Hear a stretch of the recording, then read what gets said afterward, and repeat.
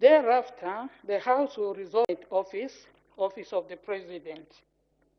The House will commence. The House will then resolve two ministers of the House. After that, the following heads. Office be suspended Fridays. 2021, 9 hours, President. Tuesdays, Wednesdays, 26 and 20 prohibits considering House the law and election need to at 2021, Madam. This will include, let me inform questions explaining the services they have rendered to the House during the meetings. All officers from the economy of the country. Thank you. 6. Indeed, this is a center. Order, I want to give you the honorable assurance. members, stick to the motion. Let's try to maintain some harmony of some sort. I know things are difficult, but let's try to stick to the motion. Madam Speaker, thank you for guidance. This is a very important session in a parliament calendar where we needed the opposition and all the members to be available so that they contribute to the debate on the appropriation of what has been put on the floor.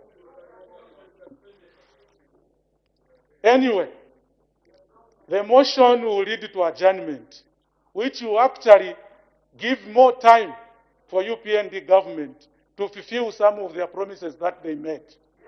Okay? So as we are going towards adjournment, please ensure that you reduce the price of meal to 50 kwacha.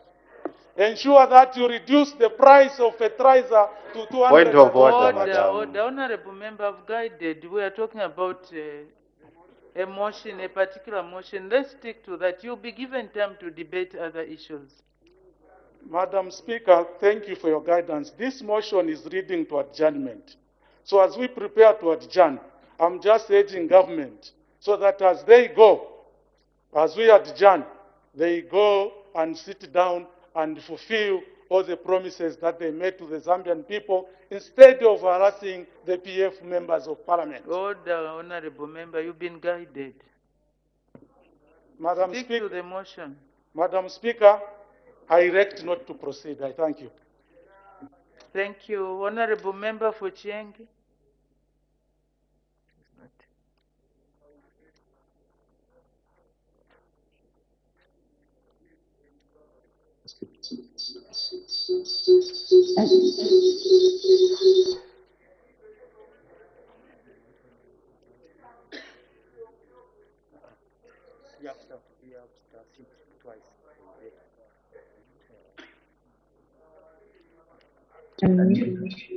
Thank you, Order, Madam Speaker. members on the far right.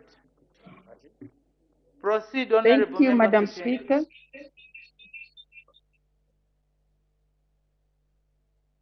Thank you, Madam Speaker, for the opportunity given.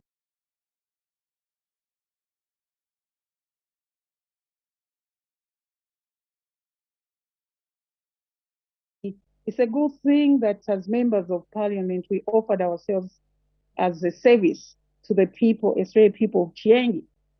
However, Madam Speaker, the time that has been given from 9 hours to the time that has been indicated, I feel the members maybe would have been consulted on the timing. As usual, we are here also to save and also to say to it that we fulfill what our people sent us to do. Madam Speaker, we've been waiting for the guidelines on CDF for the new 25.7 million kwacha. And should we adjourn or finish this budget, what message do we have to take back to our people? I also would like to say, Madam Speaker, that this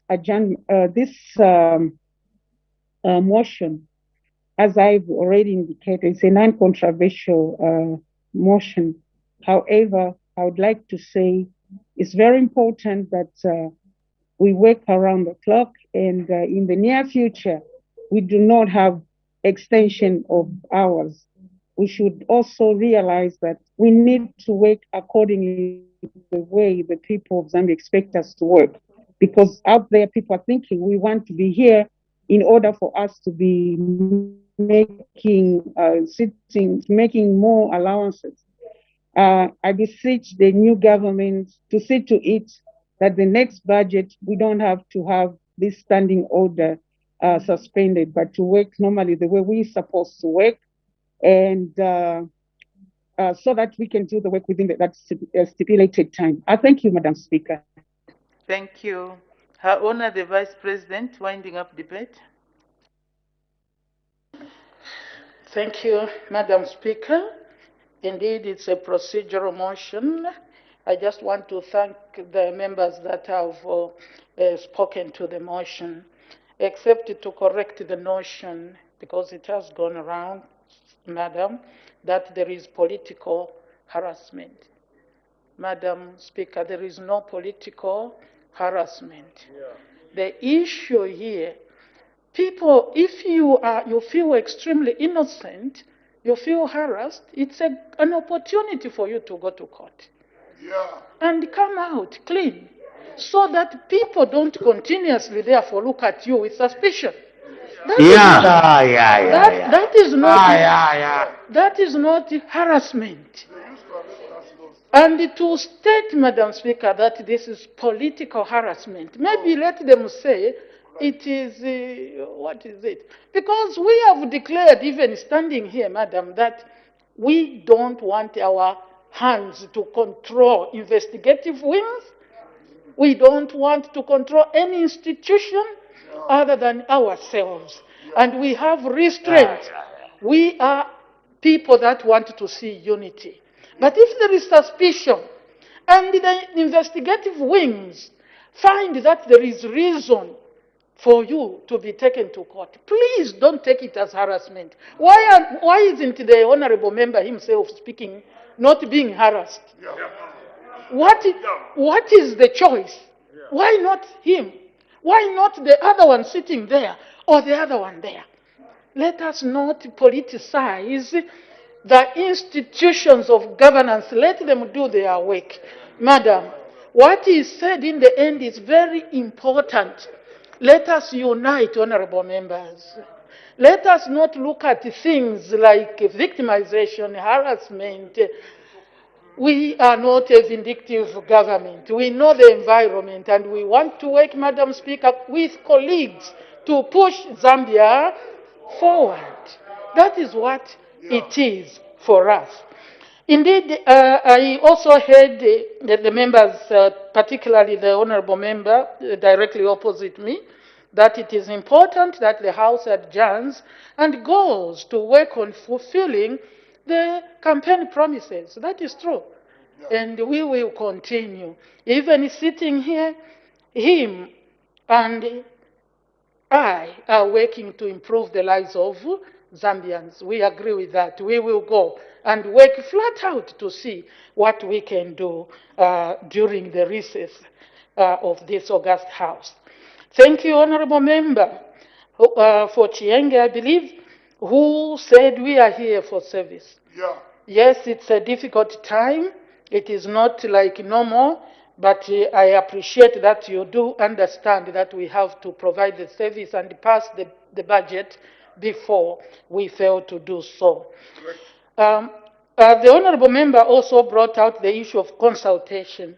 I think Parliament did a little bit of consultation. It was incumbent that for every whip, opposition, independent, ruling, to do the consultation with their members. So we believe there was some consultation. But let me just, yes, CDF, I'm sure there will be clear guidance on the use of CDF. But let me thank all of you. Whatever the feeling, whatever you feel, whatever you say, Madam Speaker, that's what it means to be democratic in this House. That you are seeing things from a different angle, but listen to others and give them an opportunity so that you understand their intention. Thank you very much, Madam, and I thank everybody who has debated and silently debated. Thank you. Thank you. I put the question. The question is that effective Tuesday, 14th December 2021, Standing Orders 25, 26, 27, and 115 be suspended to enable the House to sit from 09 hours until business is concluded on each sitting day, except on Fridays. As many as are of that opinion say aye. Aye. Of the contrary say no. The ayes have it. The question is resolved in the affirmative.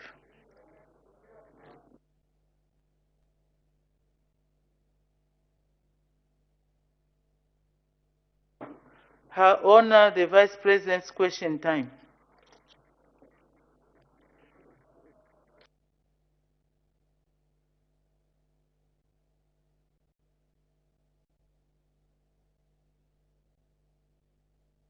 Honorable Member for Momba.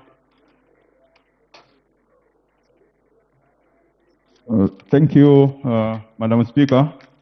Your Honor, the Vice President, we saw in the last 5 years under PF where the civil service was handled in a manner that which is not supposed to be the case. In this case, I'm referring to where we saw civil servants who were being employed and worked for the government for about just 3 years, taking up higher positions at the expense of the civil servants, for example, worked for about 11 years on account of political affiliations. Now, I wanted to find out from you, Your Honor, the Vice President, whether your government is planning to do an audit or even form a commission of inquiry to find out whether the civil servants, some of them now, who are holding senior positions in government at the expense of those who have worked for for many years, in order to do so, so that the morale, that which is very low now in our civil service, can be uplifted. Thank you, Your Honor, the Vice President. Her Honor, the Vice President.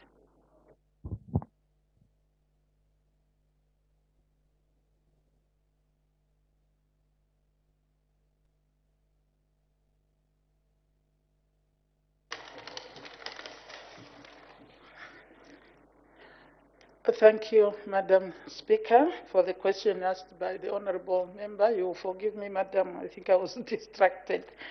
The issue of some civil servants, I hope, who are probably not properly appointed, politically appointed, and they are serving at the expense of those that ought to be there. And I think I did hear this part, that are you going to have a commission of inquiry? I think commissions of inquiry must be thought through. I don't think we have started to say we will do a commission of inquiry. But as we continue to function, really, those that may not qualify, that may not be, properly employed, I think each one has a file, each one has a profile. And when those things are discovered, then it will be wrong. And those that are qualified properly will be there. But we are not right now thinking of a commission of inquiry to deal with that matter. Remember, for those that were wrongly fired, I think we have opened up to say, bring your own documentation. And we have said it clearly that nobody should think it is a political matter. It is case by case. You have to prove that you didn't commit any offense not to come and hide in saying, I was fired because I'm UPND. We are capable of finding out whether that is true or not. But if truly it comes out that you were fired on flimsy grounds that do not hold water, you will definitely be reinstated. I think this is our position. I hope I've said something to the question. I'm sorry I missed that point. Thank you. Honorable Member for Wacha.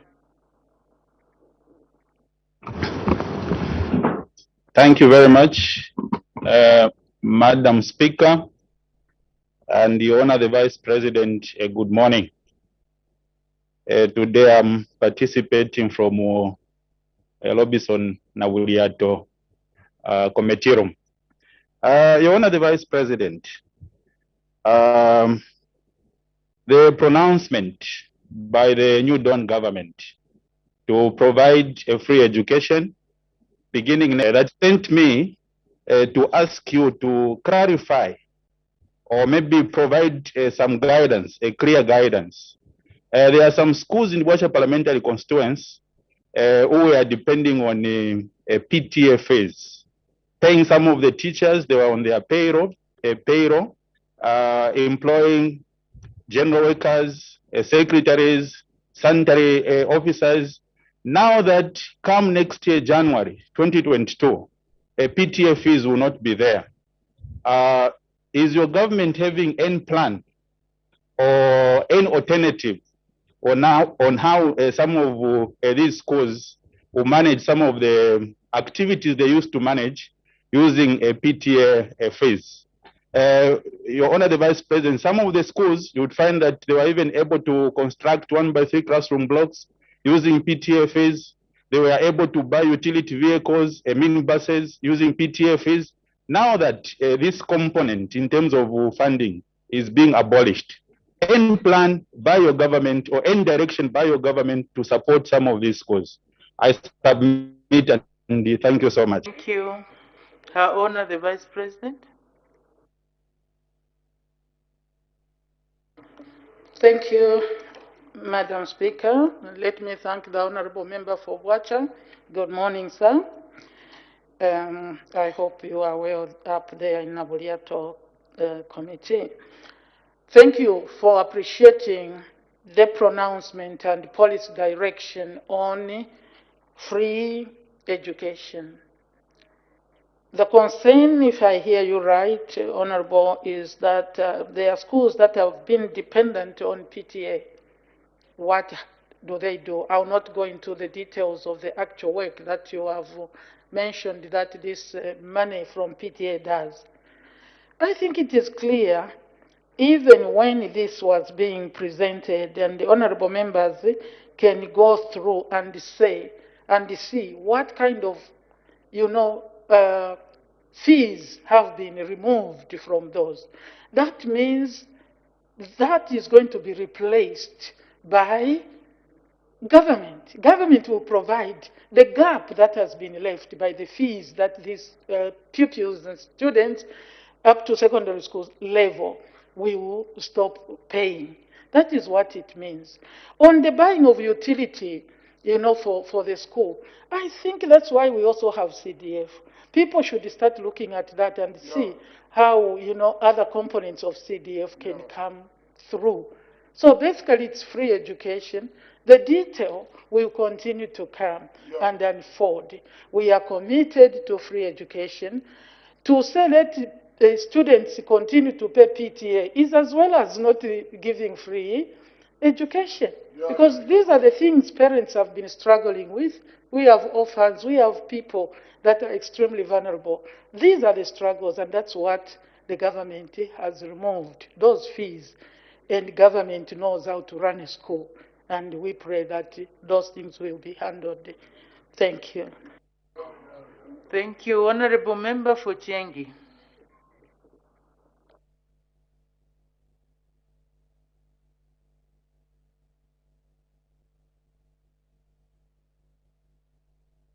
Thank you, Madam Speaker. Your Honor, the people of Chiengi and also people in Chelenge, partly in Chelenge, and the people of Kaputa. They would like to find out, especially the people of Chiengi, they would like to find out is when is the government going to tap Kashkishi Lunchinda road, because this road is very important and quite economical. They've asked this question because it's not appearing in the yellow book. When is the government going to tire this road, as if this road is an economical road, Madam Madam V? I thank you, Madam Speaker. Thank you. Her Honor, the Vice President.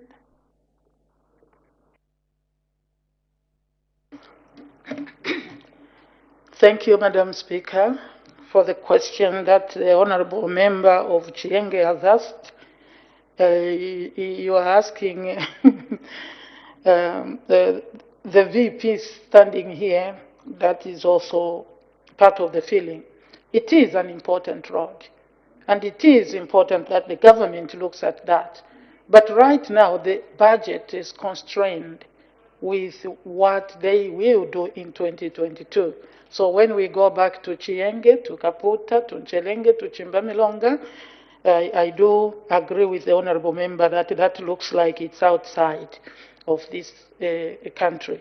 But government is committed. When funds are available, that road, which you name an economic road, will be dealt with. For now, you know what we are talking about. We are trying to find resources. The budget simply can't stretch to that area, but it will be done on your time, Honorable Member. You can assure the people of your region. Thank you. Thank you. The Honorable Member for Bangweulu. Your Honor, the Vice President, peace be with you.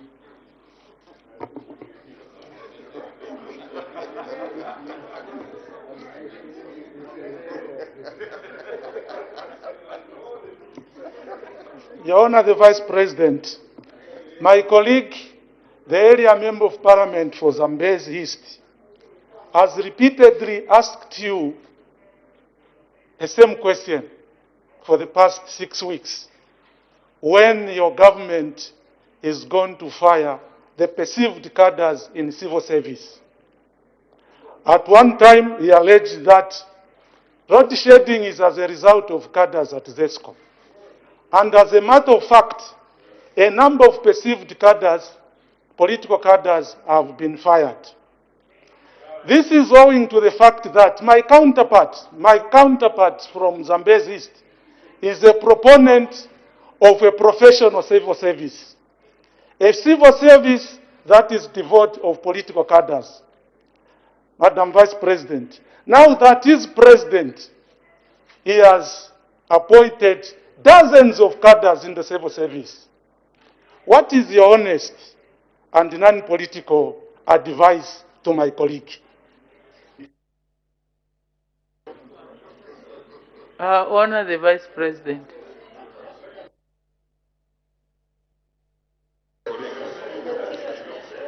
Thank you, Honorable Madam Speaker. And I thank you, the Honorable Member, for asking the question many times in different ways, as he himself has acknowledged. I think he started with, when is the New Dawn government firing political cadres? I think all the time, the answer from this Vice President is the same. We don't do things haphazardly. We don't just go in and because we have heard rumors, that is a cadre. It is just similar to what was asked earlier. We need to have some evidence. But I did state that it is the PF Constitution which has put a lot of people in trouble. Because you can't write in your constitution that for a person to be a director of a parastatal, a PSC, or any other director, an ambassador. It is in your document, brethren. He must be an uncompromising member of the Patriotic Front. What then do you want us to? You know, you have put even some professionals in trouble. You better remove that. Because even to investigate is courtesy. Because going by that document, your document, we should just come in and say you are an uncompromising member of PF, go. But we have been human, honorable member, through you, madam, that we know that some of them, you picked them as professionals. And therefore, we will not just come and stand on an ante and say, all of you, go. No. We are working systematically. And each level. Now you are saying we have employed cadres. I don't know where we have employed cadres myself. I think you have to understand who is a cadre. Who is a cadre? And which position? In this house, you should know your policies. Even in big democracies, there is a level where it is political appointment.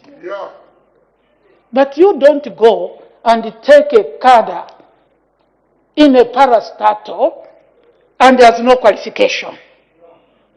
Because we are also not saying cadres must never be employed in our country. But you should never declare it to be this position. You must be an uncompromising member. You are exposing people. Because you declared it, I'll repeat, you have put people in trouble. But yours, Patriotic Front, unless you have changed it, I read it myself with my two eyes. So I am not using here, say, oh, you have amended. Make it public so that we can see. Yeah. And it is basing on that document that I personally read that you have exposed people. Because now they have to prove, right from the beginning, you call it a strict liability. Because on face value, they are cadres, because that is your policy. Now it's us to try and find, are they really cadres or not? Basically, we go in, they are cadres. And then they have to prove themselves. Those we are employing are qualified. We have never declared that one must be a cadre. But even the cadres in PF, some of them were professionally employed, except you spoiled it. Who brings a personal secretary as a politician who does not understand their own manifesto? And those are issues that are real, even in mature democracies. There is a level where the government changes, they all change. If you had an opportunity to come again, which you don't have, if you had an opportunity, colleagues, to come again, there are people we are appointing who even know it is departure time. So let us be real. You asked me to be real. If you have seen a real person, this is me. You agree, you don't agree. This is the situation. Madam, I thank you.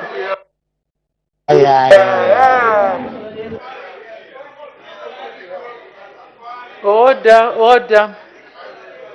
Time. Honorable member from Pika. Thank you so much, Madam Speaker, for giving me an opportunity to ask our Honorable Vice President a question. And let me also take this time to congratulate a UPND cadre, Tabokawana, who has been appointed as a director in the Ministry of Information. Madam Speaker, the government constructed a geo-carriageway in Mpika. The contractor also put up street lights along that road, which have not been connected to electricity up to now. When we inquired, we were told that government is supposed to, through ZESCO, is supposed to pay for the connections. Now, what is happening is that these facilities are even now being vandalized because they are not connected to electricity. People are stealing cables and other things. I want to find out from our honor the Vice President when government will connect the street lights of the Mpika Dual Carriageway. Thank you. Her Honor the Vice President.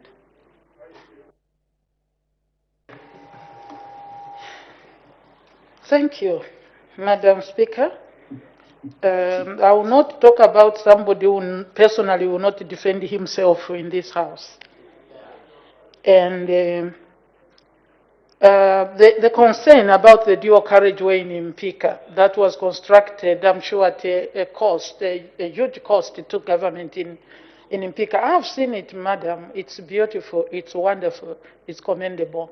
But if there are issues of lack of connectivity to electricity, my minister is right here.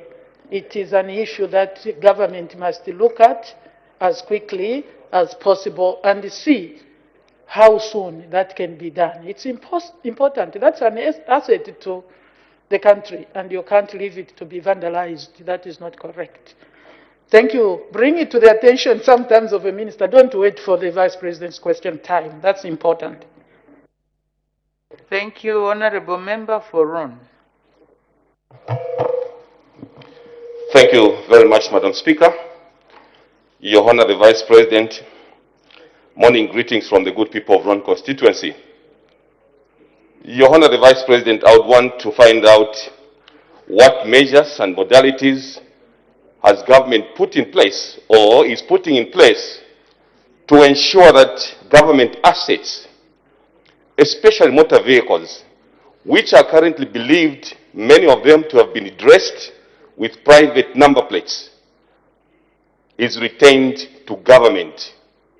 Especially that many of the line ministries in your government, Your Honor the Vice President, do not have motor vehicles, citing the Labour Commission on the Copper Belt, who only have one vehicle to cater for the entire province, and the Labour office in Luanshya district without a vehicle.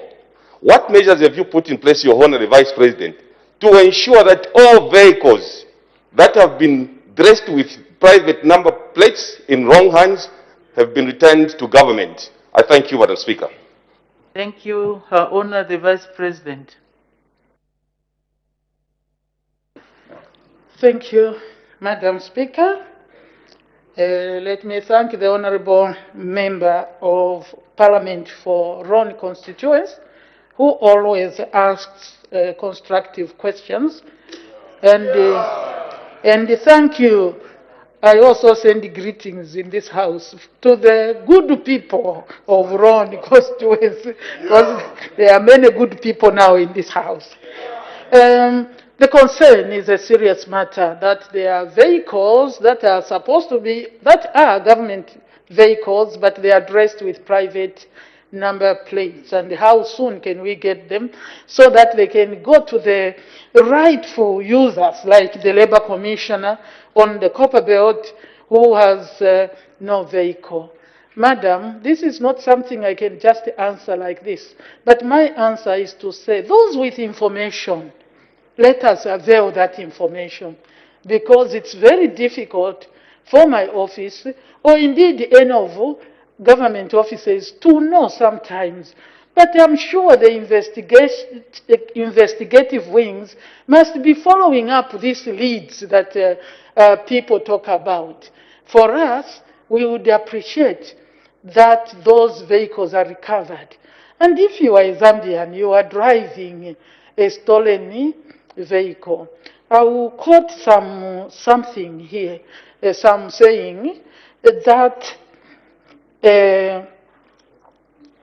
in the house of, sorry, it's a quotation, they say thief, in the house of a thief, there is always evil. You are always in trouble. So don't keep stolen which other word? Wrongly acquired the property to yourself. Because surely you'll find yourself in trouble. So you can tell some of those you know that surrender. It is not yours. You are bringing a curse upon yourself and your family and your children. It's not correct. This is the word that some of us know. Thank you, Madam. Thank you. The Honorable Member for Zambezi East.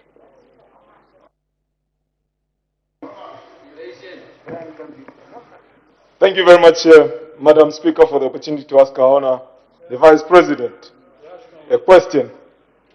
Your Honor, the Vice President, recently I came to learn that in every 100 kwacha that we get as revenue, that Treasury gets as revenue, about 70 kwacha is spent on servicing debt and external debt emanating from the borrowing, reckless borrowing that was done in the previous government. And approximately 40 kwacha, somewhere there, out of that 100 kwacha which is gotten as revenue, is used to pay, statutory obligations like salaries, which we have no option but to pay. Thereby, we need to borrow an extra 20 kwacha in order for us to survive, with only those two items, a constitutional obligation and statutory obligations. And this is the situation where we are. Now, Madam Vice President, it seemed we had no option but to go the IMF program way. Now that we are where we are and we have achieved a milestone to achieve a staff-level IMF program, what message does your cabinet have to the people to remove the assertions that are causing people unnecessary debates without considering the situation the way I have described it as where we were?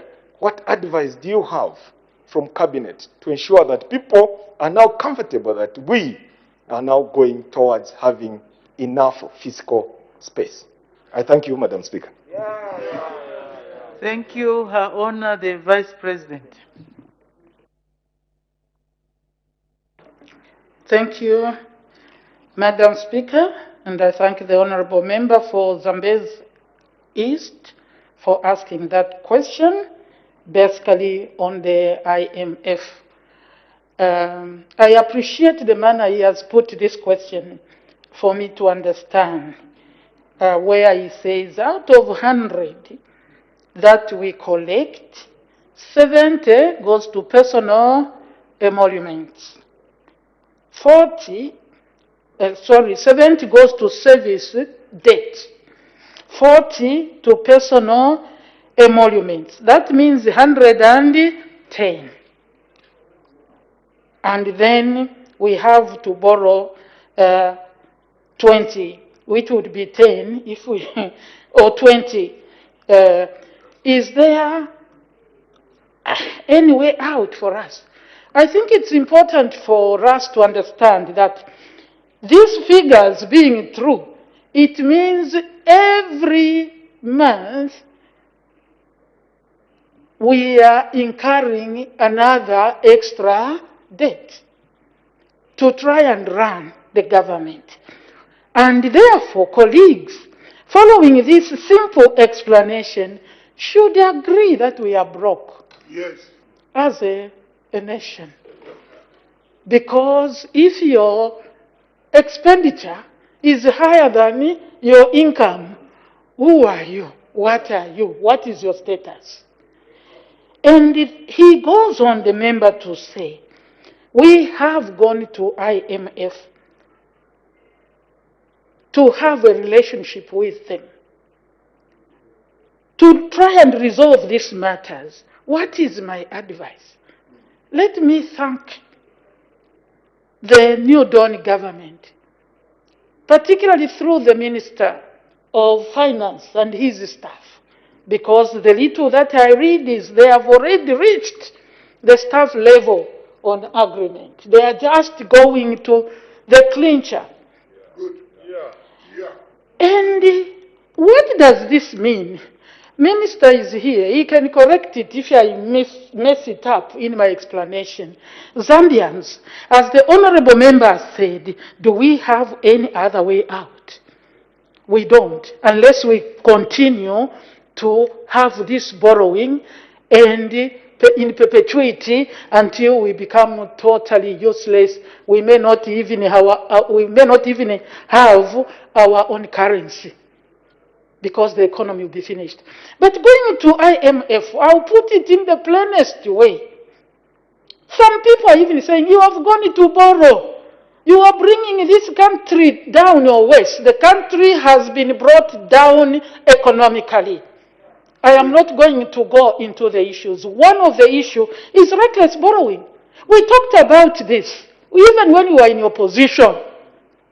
Wrong, sources of borrowing. I don't know personally why people chose one venue of borrowing from the capital market or whatever you call it, the open market, commercial. Why? What was the motivation? I always ask. When they were bilateral and multilateral, where the government could have borrowed from at a lower interest rate. When you go to borrow, the most important thing you look at is the interest rate that you are going to pay. And you ask yourself, when will I pay this? If the interest rate is so high, why can't I go and borrow?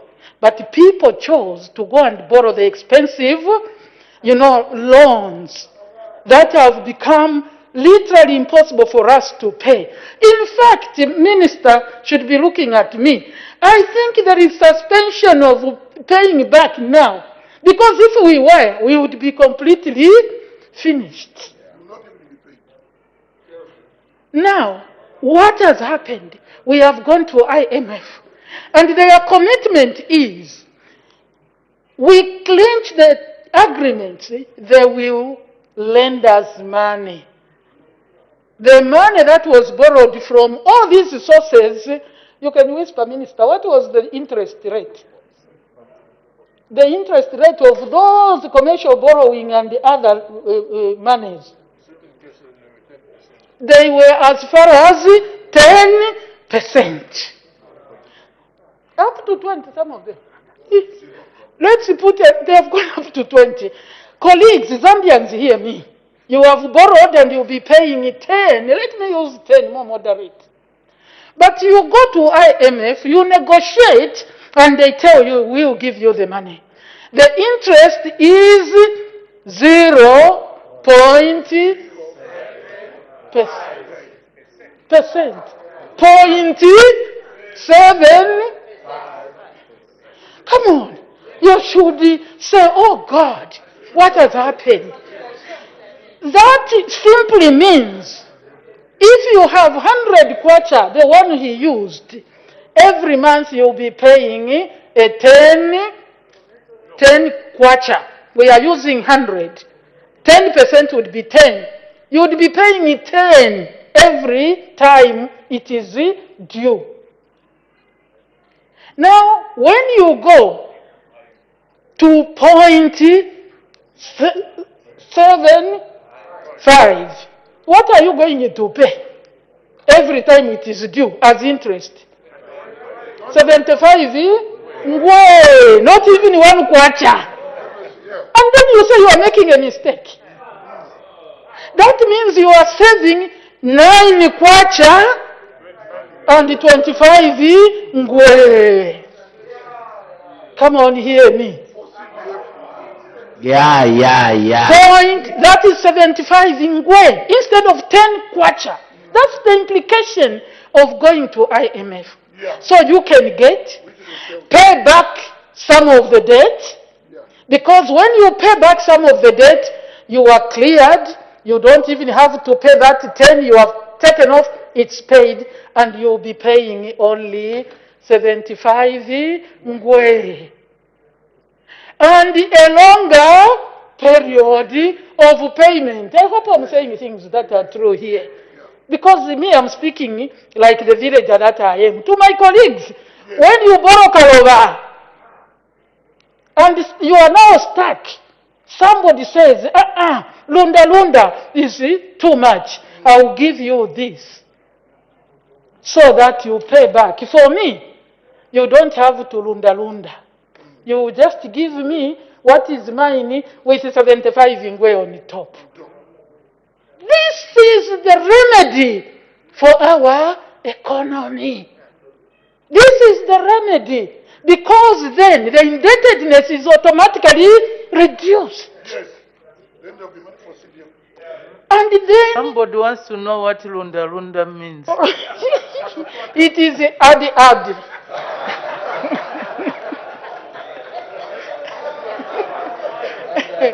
Oh, faka. That means add on and on. What is faka?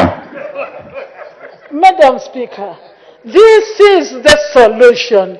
This we talked about, and the colleagues, you wanted to tell the Zambians, mislead them, that we said we would never borrow. I was a campaigner. I read, I spoke. We said we will not recklessly borrow. We will restructure the debt. And restructuring is this, part of this. Because we are changing the way we are going to handle debt. And we said borrowing is important. Even big countries borrow. So how could we have said that? Don't mislead people. It is not correct. After all, some of you want to look clean. I am very happy with those that debated here yesterday. Because some people wanted to say, we said we will never borrow. We never said that. We said we will borrow. Yes. And we are going to borrow, but reasonably from the right sources. That includes, this is basically a grant. You don't call that borrowing at 75 ingwe per 100. That is not borrowing. Colleagues, Zambians, hear me. This is the way out. Everybody, kakenyemba. Tighten your belt. So that we can take off. And when we take off, we will land safely. The economy will do well. Minister, what you are doing is what reasonable people do. So that they can find a solution. You don't fear a mountain if you have to go on the other side. You must go up the hill to reach where you intend to go. We are not a fearful lot. Zambians, watch the space. Ask us after just 2-3 years if you will not be smiling. We will not hide things. We will explain. But remember, it is for the better, and it shall be seen that the new dawn under President Hakainde Hichilema means well. Thank you, Madam.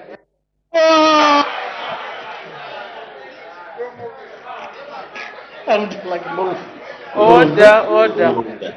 The Honorable Member from Pongwe.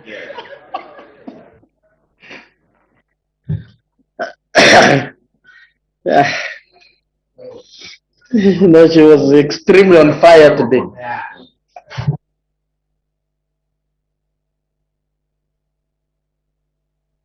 Honorable Member from Pongwe, are you the one who is saying something about fire?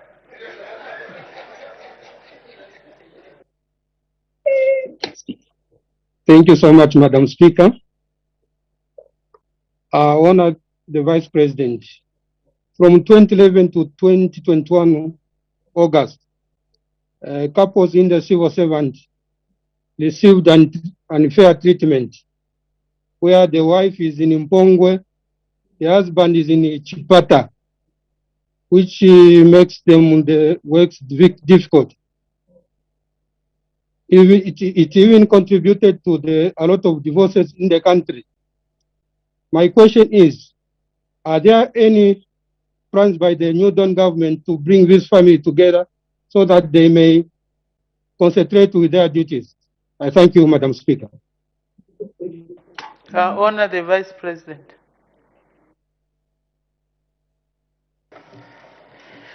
Thank you, Madam Speaker, and I thank the Honourable Member for that very important question as to the behavior as government we have portrayed towards civil servants, that we separate them as families, as couples. Madam, that is not godly, the God we pray to here. It is not right, because we are told that whatever God has put together, let no man put asunder. And therefore, this government has already pronounced itself to the fact that we will endeavor to have families, because society is based on families. The society is only as strong morally, socially, economically as the families. And therefore, this government will endeavor to try and put people together so that we can find, places of work.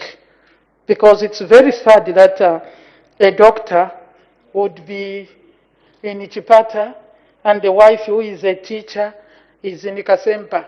Are you sure you can't find a position for this teacher? We will try. We are working on that.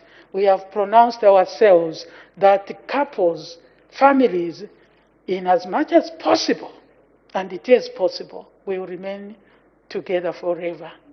So that divorces, as you have, the Honourable Member said, are reduced. It's hard to eradicate, but they are reduced because people are together. Thank you, Madam. Thank you. The Honourable Member for Bwana Mukubwa. Thank you, Madam Speaker, for allowing the people of Bwana Mukubwa to add a voice and ask Honour the Vice President a question.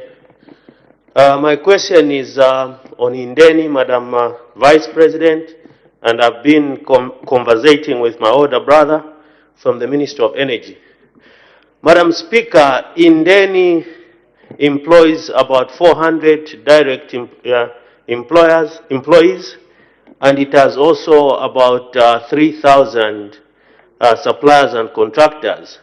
And it's a mainstay for the people of Undola in terms of business. And it's one of the remaining strategic assets for the government. The new Dawn government has placed Indeni on care and maintenance, and we know it means well for the people of Zambia.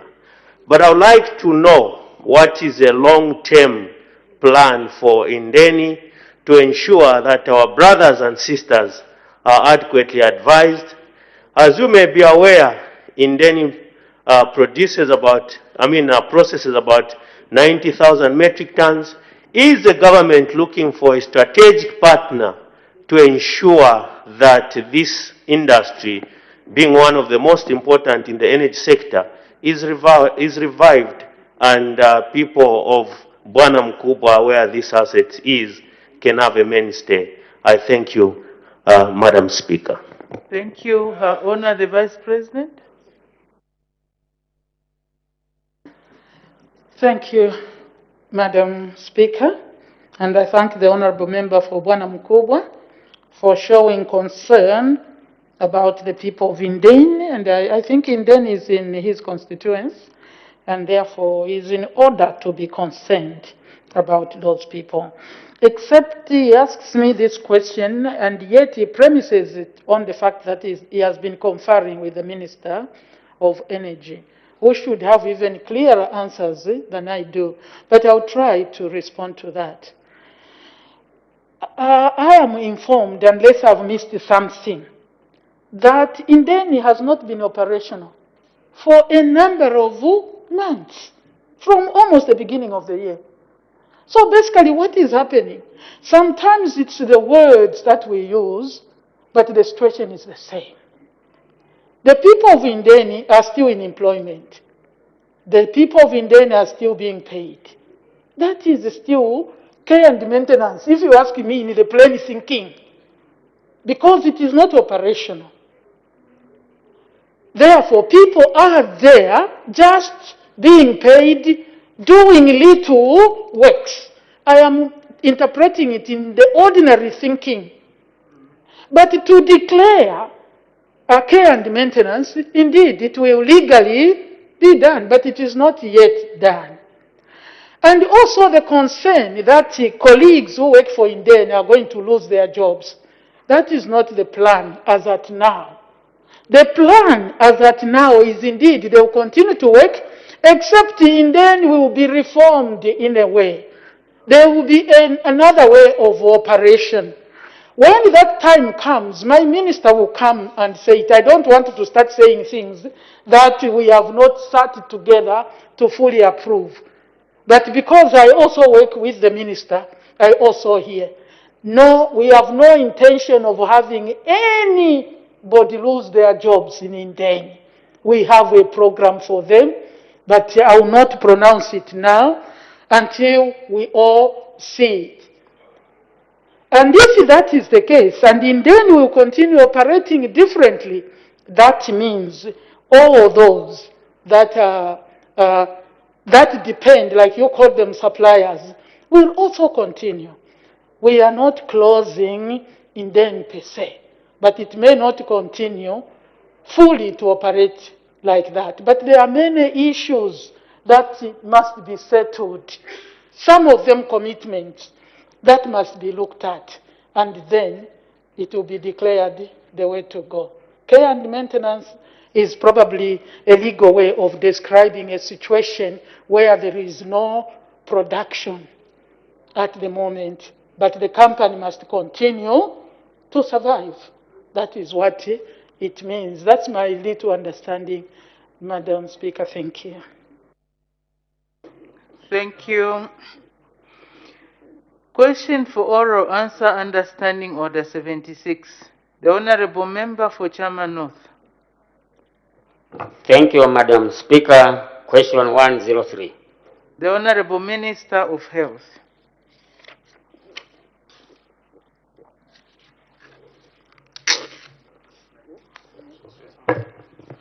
Thank you, Madam Speaker.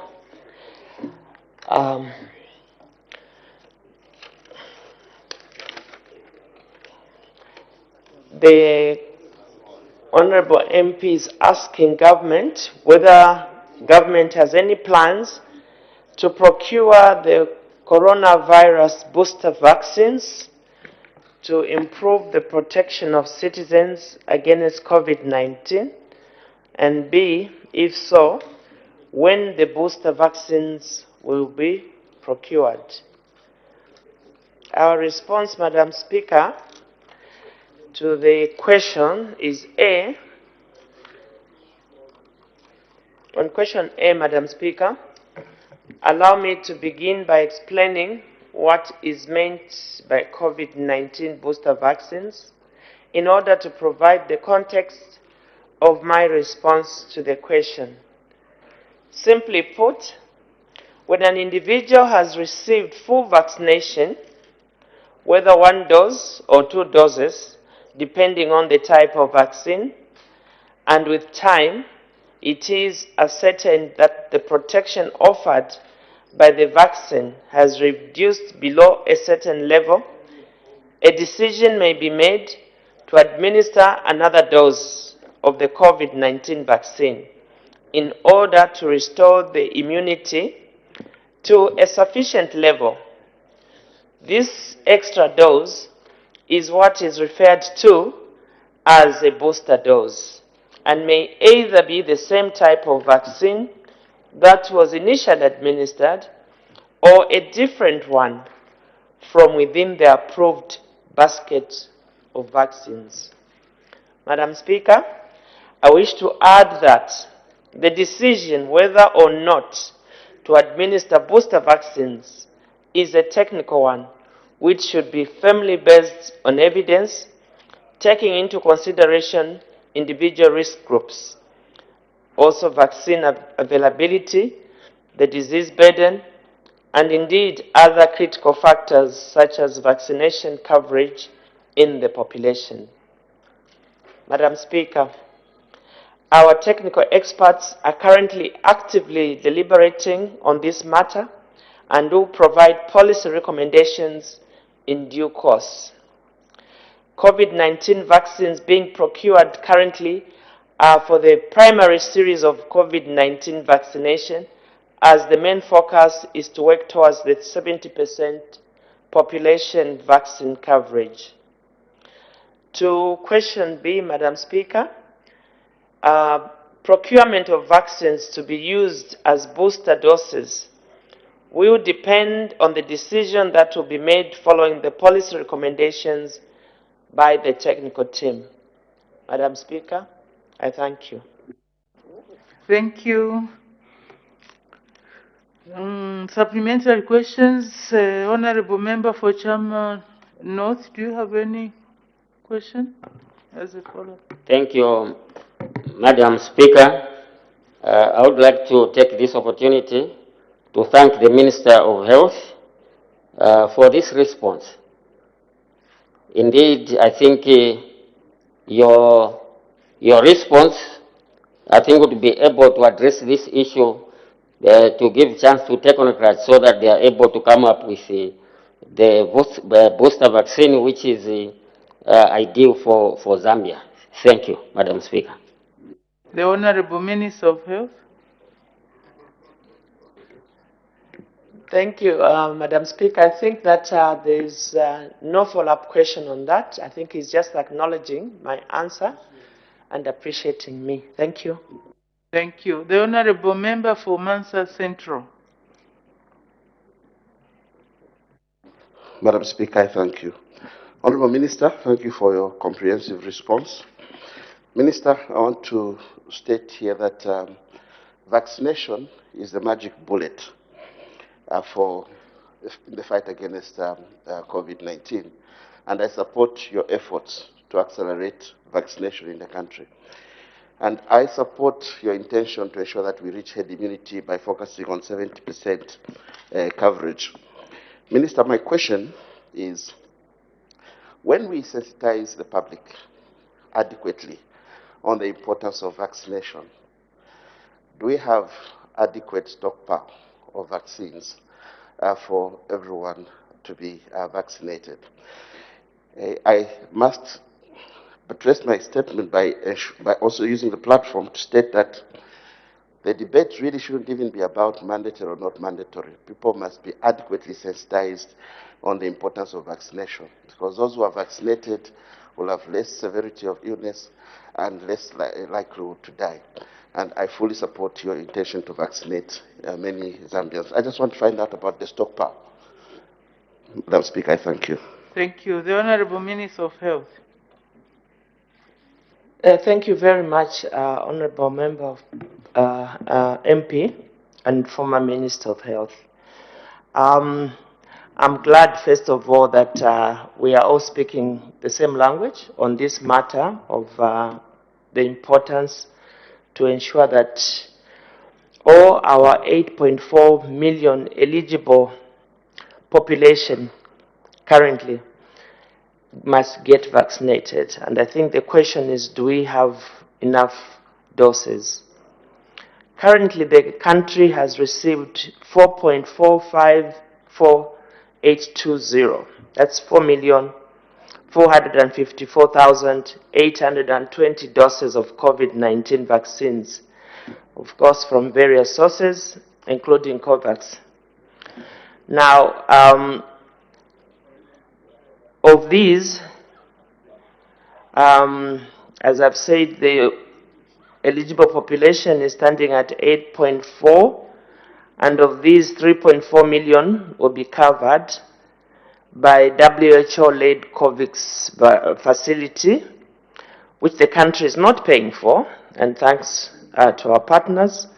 Then the remaining 4.7 million people will be covered by what government will mobilize through the Treasury and other sources, which includes, of course, donations from our cooperating partners and the private sector. And currently, I want to say that government has placed an order through the African Vaccine Acquisition Trust, which is known as AVAT, to procure an extra 4.4 million doses of Johnson & Johnson vaccine. The total cost of this order will be around $40 million US. So far, we have, as a country, paid a down payment of $6.6 million US towards this procurement.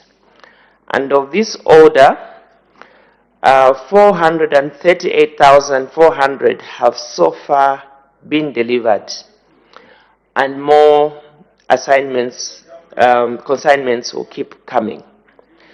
As you are aware, just yesterday as I gave my policy statement, budget statement, and I did indicate that government has since allocated a total of 704 million kwacha in the 2022 budget for procurement of COVID-19 vaccines.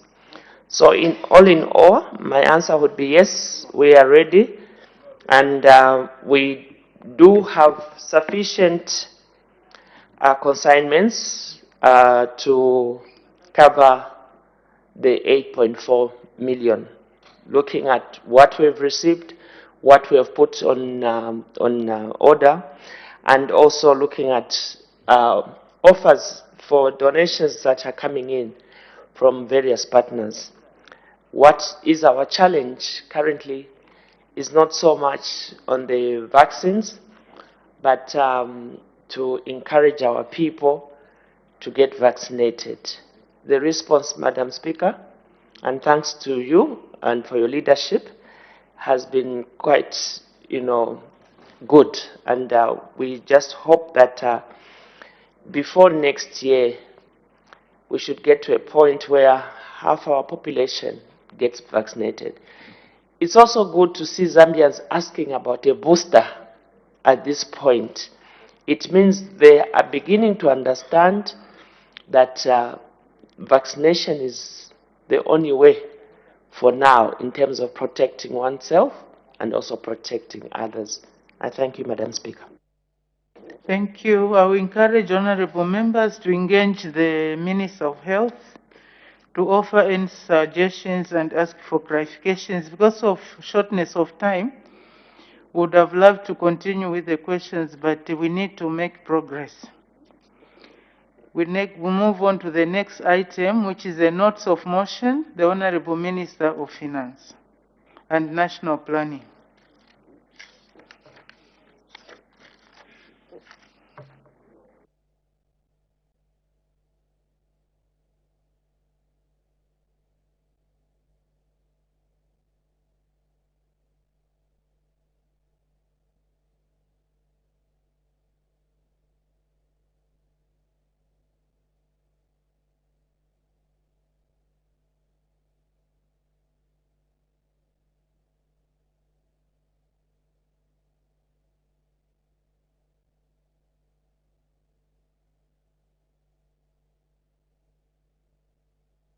Madam Speaker,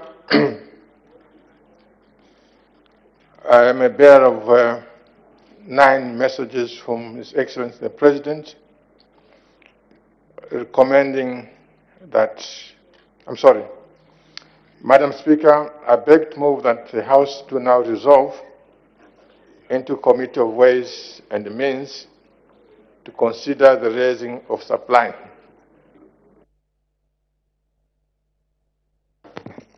Thank you. The question is that the House do now resolve into Committee of Ways and Means to consider the raising of supply. Any debate? The Honorable Minister of Finance and National Planning.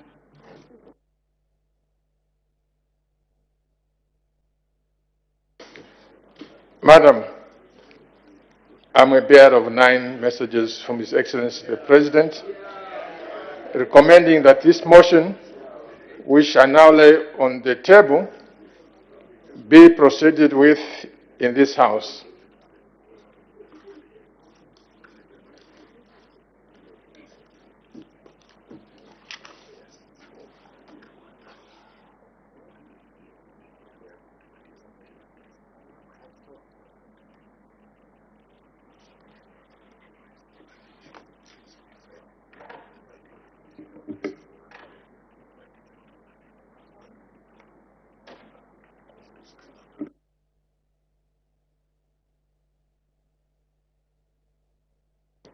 The question is that the House do now resolve into Committee of Ways and Means to consider the raising of supply.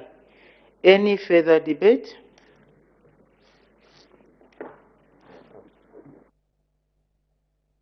Honorable Minister of Finance and National Planning. Madam Speaker, as a result of the budget that I presented to this August House on Friday, 29th October 2021, it is necessary to introduce the financial measures that I will outline in the committee. Madam Speaker, I thank you. I put the question. The question is that the House do now resolve into Committee of Ways and Means to consider the raising of supply. As many as are of that opinion. Any further debate? So,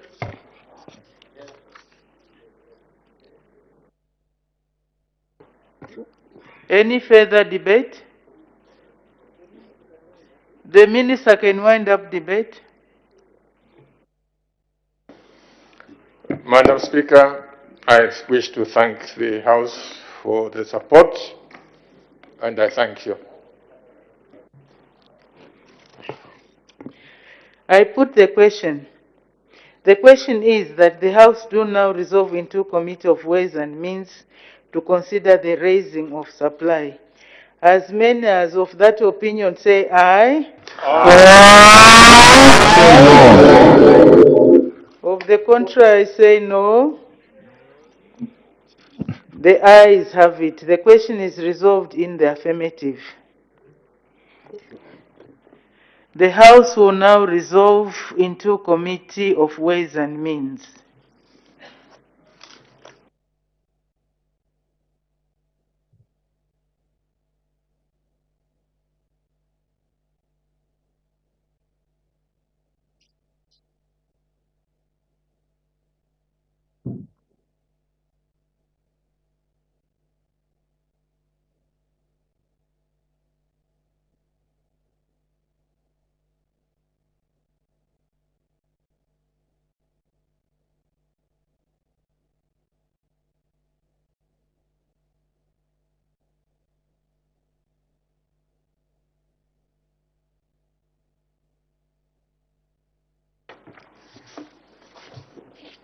The Honorable Minister of Finance and National Planning.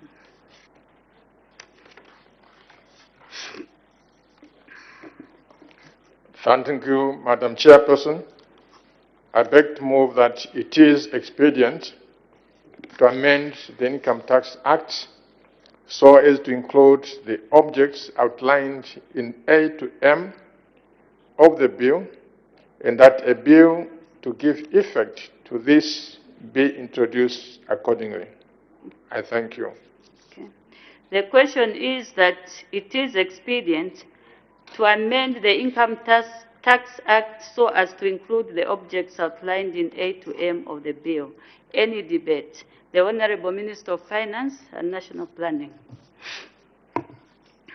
Madam Chairperson, the purpose of this motion is to enable me introduce legislation to amend the customs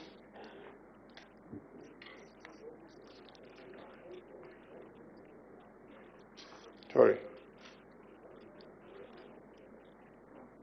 amend the Income Tax Act so as to introduce changes that I announced in my budget speech on the 29th of October 2021.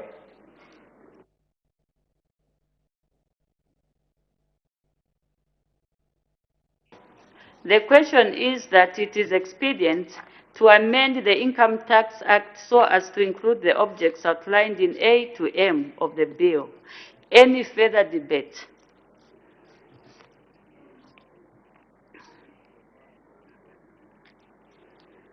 The Honorable Minister of Finance and National Planning, wind up debate.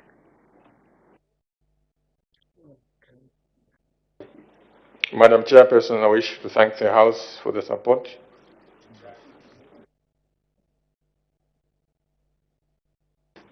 I put the question. The question is that it is expedient to amend the Income Tax Act so as to include the objects outlined in A to M of the bill, and that a bill to give effect to this be introduced accordingly. As many as are of that opinion say aye. Aye. Of the contrary say no. The ayes have it. The question is resolved in the affirmative.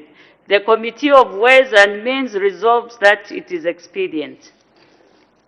Next, the Honorable Minister of Finance and National Planning.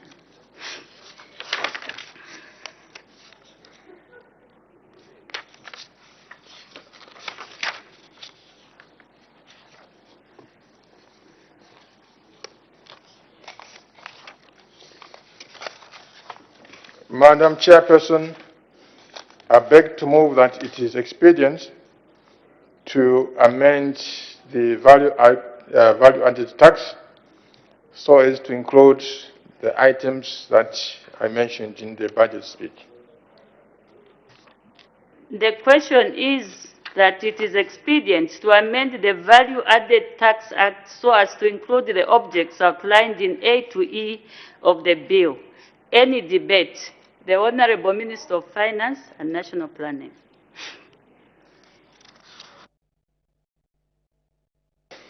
Madam Chairperson, I wish to thank the committee for the support. The question is that it is expedient to amend the Value-Added Tax Act so as to include the objects outlined in A to E of the bill. Any further debate?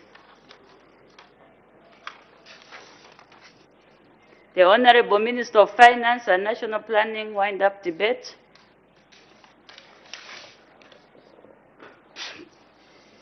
Madam Chairperson, I wish to thank the House for the support. I put the question. The question is that it is expedient to amend the Value-Added Tax Act so as to include the objects outlined in A to E of the bill, and that a bill to give effect to this be introduced accordingly. As many as are of that opinion say aye. Aye. Of the contrary say no. The ayes have it. The question is resolved in the affirmative.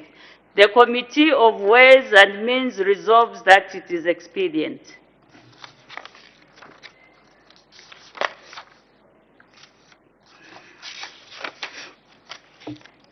Next, the Honorable Minister of Finance and National Planning.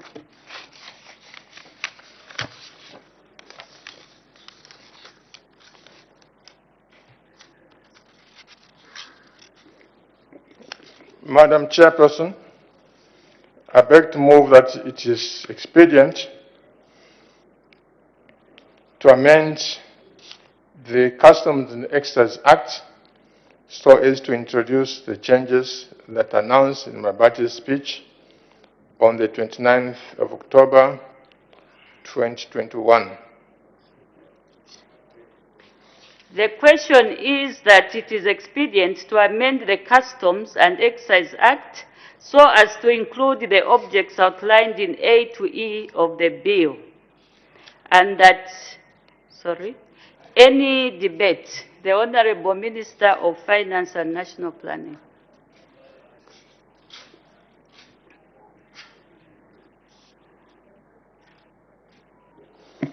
Madam Chairperson, I wish to thank the House for the support.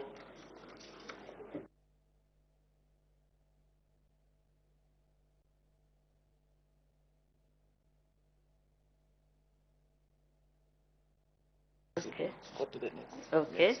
I put the question. The question is that it is expedient to amend the Customs and Excise Act so as to include the objects outlined in A to E of the bill, and that a bill to give effect to this be introduced accordingly. As many as are of that opinion say aye. Aye. Of the contrary say no. The ayes have it. The question is resolved in the affirmative. The Committee of Ways and Means resolves that it is expedient. The next one.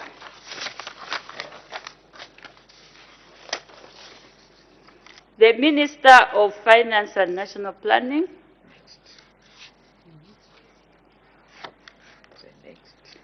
Yes, the next one, Minister.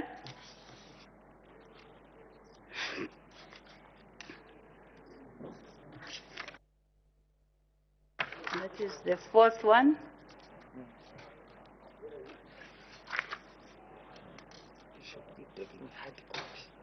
Yes.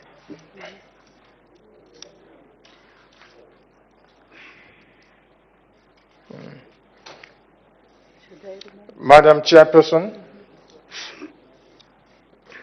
I wish to beg that it is expedient to amend the property transfer tax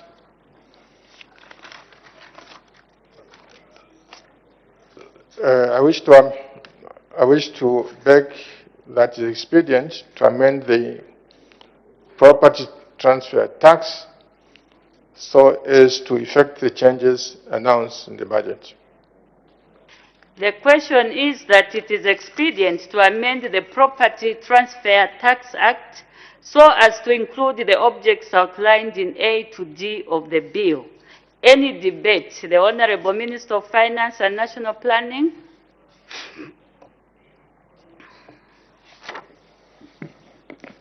Madam Chairperson, I wish to thank the House for their support. Thank you.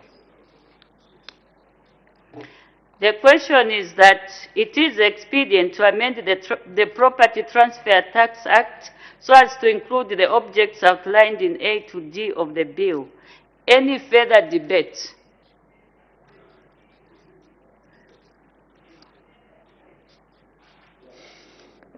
Madam Chairperson, the purpose of the motion is to amend legislation to amend the property transfer tax so as to introduce changes that are announced in my budget speech on the 2022 budget.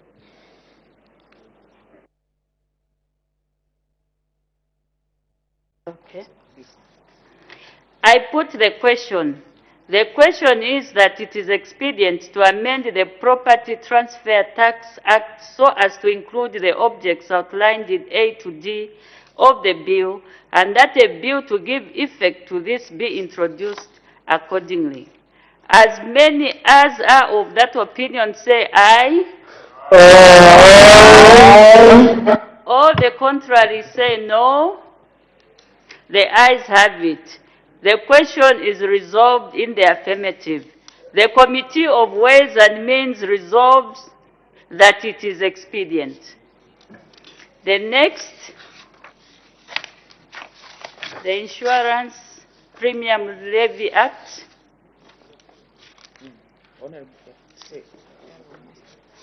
Honorable Minister of Finance and National Planning. Madam Chairperson, I beg to move that it is expedient to amend the Insurance Premium Levy Act, to amend the Insurance Premium Levy Act 2015 so as to revise the Insurance Premium Levy. The question is that it is expedient to amend the Insurance Premium Levy Act so as to revise the Insurance Premium Levy. Any debate? The Honorable Minister of Finance and National Planning.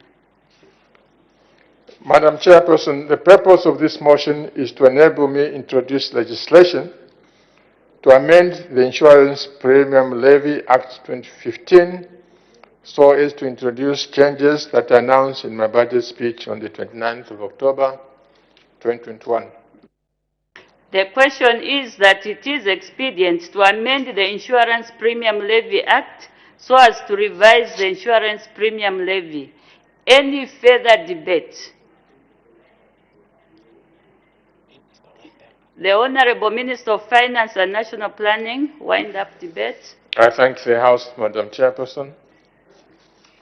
I put the question. The question is that it is expedient to amend the Insurance Premium Levy Act so as to revise the insurance premium levy and that a bill to give effect to this be introduced accordingly. As many as are of that opinion say aye. Aye. All the contrary say no. The ayes have it. The question is resolved in the affirmative. The Committee of Ways and Means resolves that it is expedient. The next, the Zambia Development Agency Act. The Minister of Finance and National Planning. Madam Chairperson, I beg to move that it is expedient to amend the Zambia Development Agency Act 2006 so as to introduce an investment threshold of 50,000 United States dollars or its equivalent for a citizen investor to qualify for incentives in accordance with the Act. The question is that it is expedient to amend the Zambia Development Agency Act so as to include the objects outlined in A and B of the bill. Any debate? The Honorable Minister of Finance and National Planning.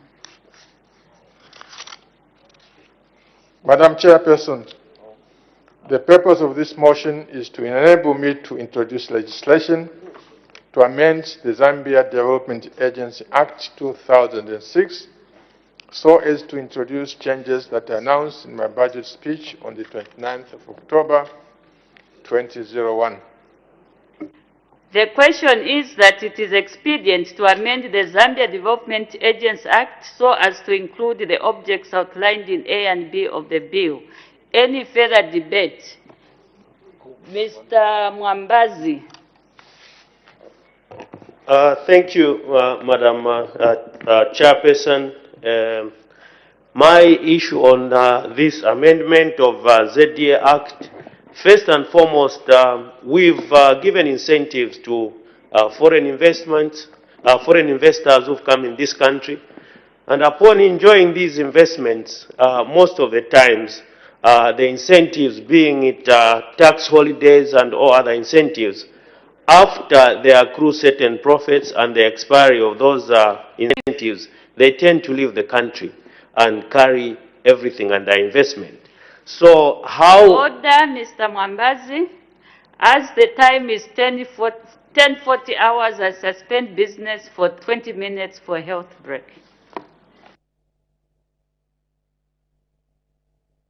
On Parliament television, the House has been suspended for 20 minutes for that healthy break, and currently the House has resolved into Committee of Ways and Means to consider the raising of supply, and at the moment the Member of Parliament for Bwana Mkubwa was just moving an amendment there and posing a question. Let's quickly look at what has been considered on the floor of the House when business resumed at 09 hours. We did see Her Honor the Vice President indicating business, and prior to that she moved a motion, suspend standing orders that effective from Tuesday 14th December 2021, standing orders 25, 26 and 2017 be suspended. House will begin sitting at 09 hours until business completed. Regarding constituency and most, that's what has been considered, and we had one question for oral answer, question 103. I'll be able to share with you the details of this question a little later. For now,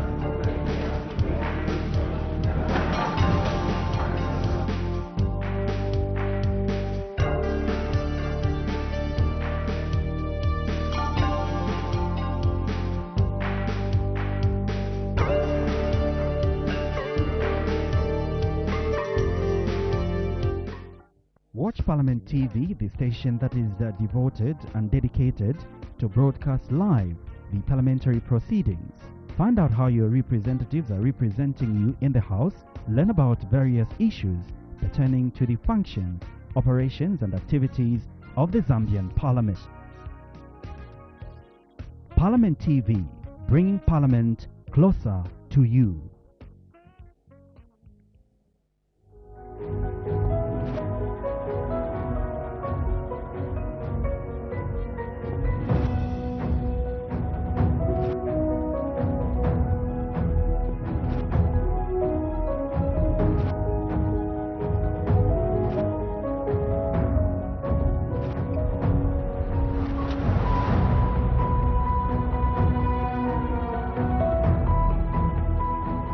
Zambia is a signatory to the United Nations Agenda for 2030 rather.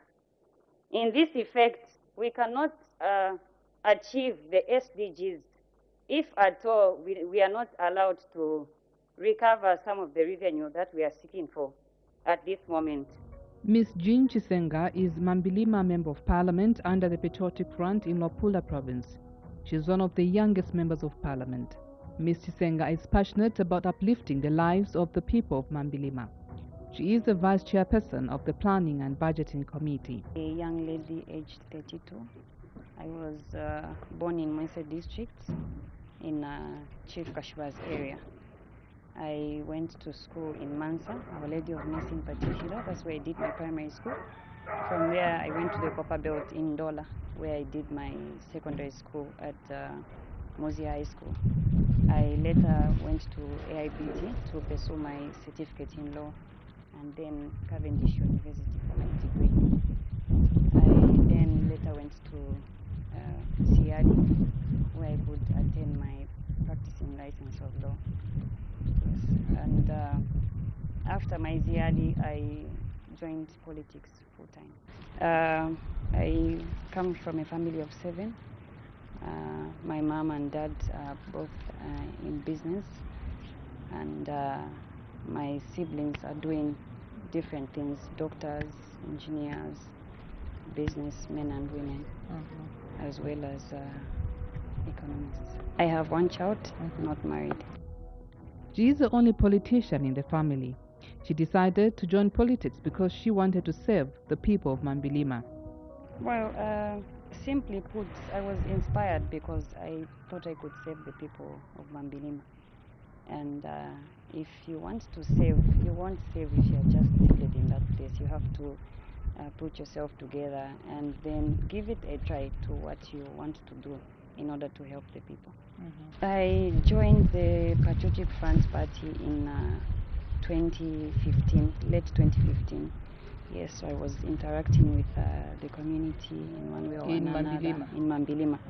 Interacting with the people in one way or another, and just letting people know that I am in the political realm now.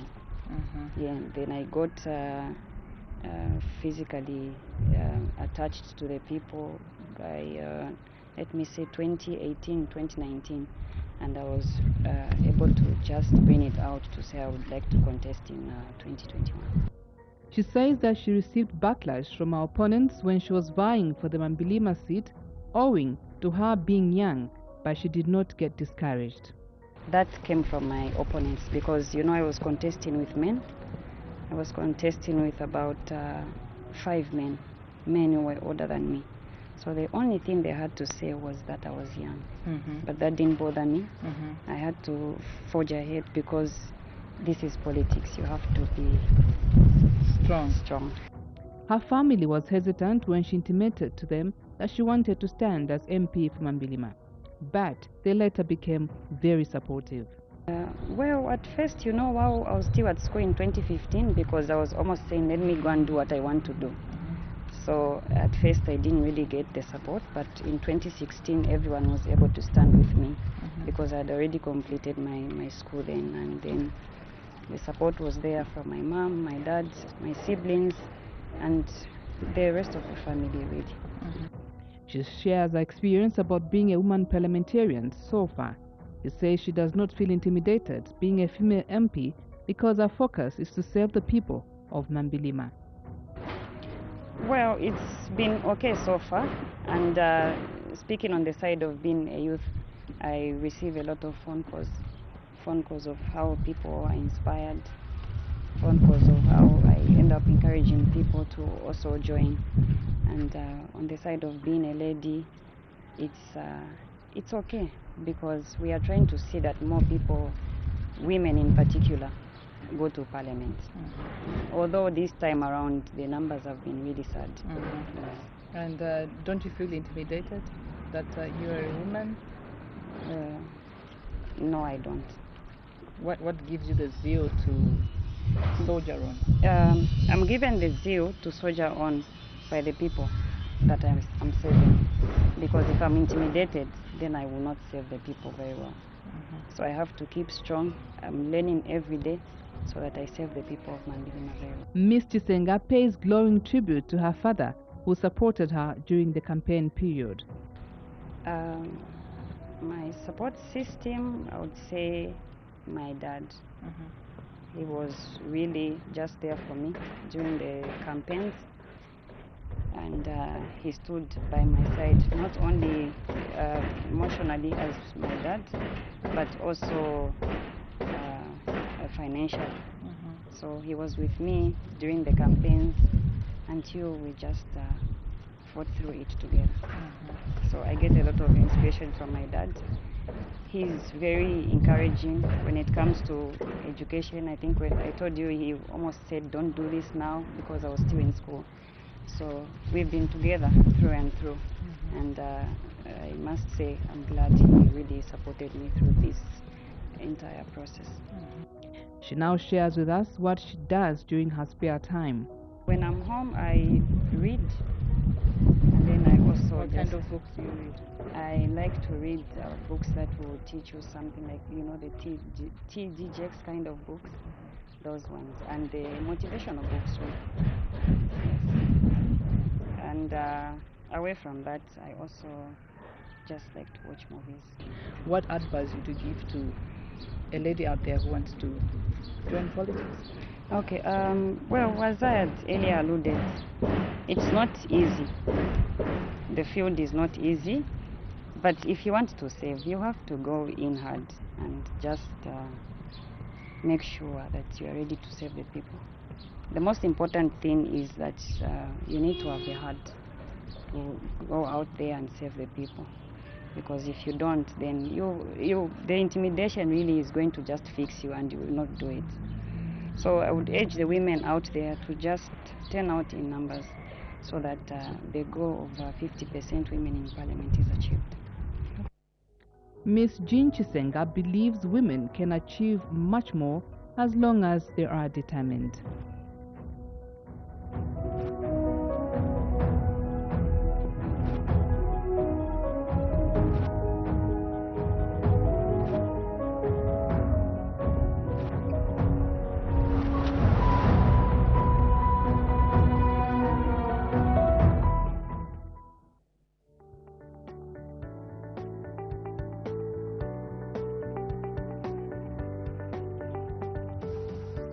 Today, the National Assembly of Zambia joins the rest of the country and international community in commemorating the 16 days of activism against gender-based violence. The campaign runs every year from 25th November, the International Day for the Elimination of Violence Against Women, to 10th December, the Human Rights Day. The theme for this year's commemoration is Orange the World, End Violence Against Women and Girls Now. It is important to note that the international theme, as announced by the United Nations Women, does not contain the words "and girls." We have, however, localized it to include the words "and girls."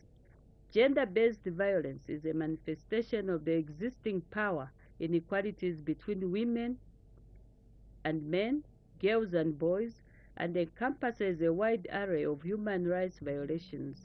It takes multiple forms, including physical, sexual, psychological, and economic violence. Violence against girls and women is one of the most widespread, persistent human rights violations in our world today. It is reported that violence against women and children is estimated to have increased fivefold in some countries during the COVID-19 pandemic. Women and girls were trapped in their homes with their abusers due to COVID restrictions.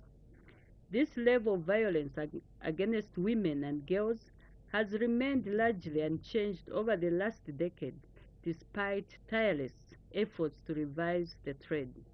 We are happy that laws such as the Anti-Gender-Based Violence Act of 2011 are in place to help protect women and children. However, we feel more could be done to arrest the situation. The 16 days of activism raises awareness about violence against women and girls as a human rights issue, focusing on the importance of grassroots work on violence against women, as well as providing an international platform for advocacy and campaigning. Today, we commend women activists that started the movement in 1991 and congratulate them with a successful 16 days of activism against the gender-based violence campaign, which has reached over 3 million people in 187 countries over the last 30 years. At the National Assembly of Zambia, the Zambia Women Parliamentary Caucus has worked together with the like-minded institutions such as the NGOCC, the Women's Lobby, Oxfam, and WADAF, among others, to spread information on the use of GBV. We also joined the United Nations Secretary General's Unite by 2030 to End Violence Against Women campaign, launched in 2008 in support of the 16 Days Civil Society Initiative. We stand by the UN's call for action to fund, prevent, respond, and collect data to end gender-based violence. Consistent with the principles of the Unite campaign and its priorities for this year, we reaffirm our commitment to 1. Advocate for inclusive, comprehensive, and long-term strategies, programs, and resource commitments to prevent and eliminate violence against women and girls, particularly those from the most disadvantaged groups. 2. Recognize the leadership of civil society organizations in preventing and ending violence against women and girls, and therefore promote and support their work in this field. 3. Promote the leadership of women and girls in their diversity and create space for their participation in decision making. We call on citizens, men and women alike, and the global community to act to end violence against women now by being aware and by preventing and responding to violence in any way you can. I thank you.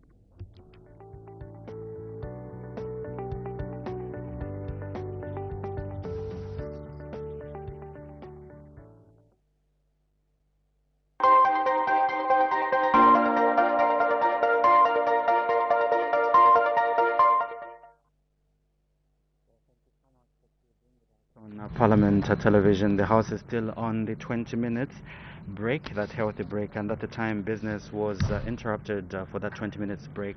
It had resolved into a committee of ways and means to consider the raising of supply. Pauline, let's quickly look at what else has been considered on the floor of the House when business resumed at 09 hours.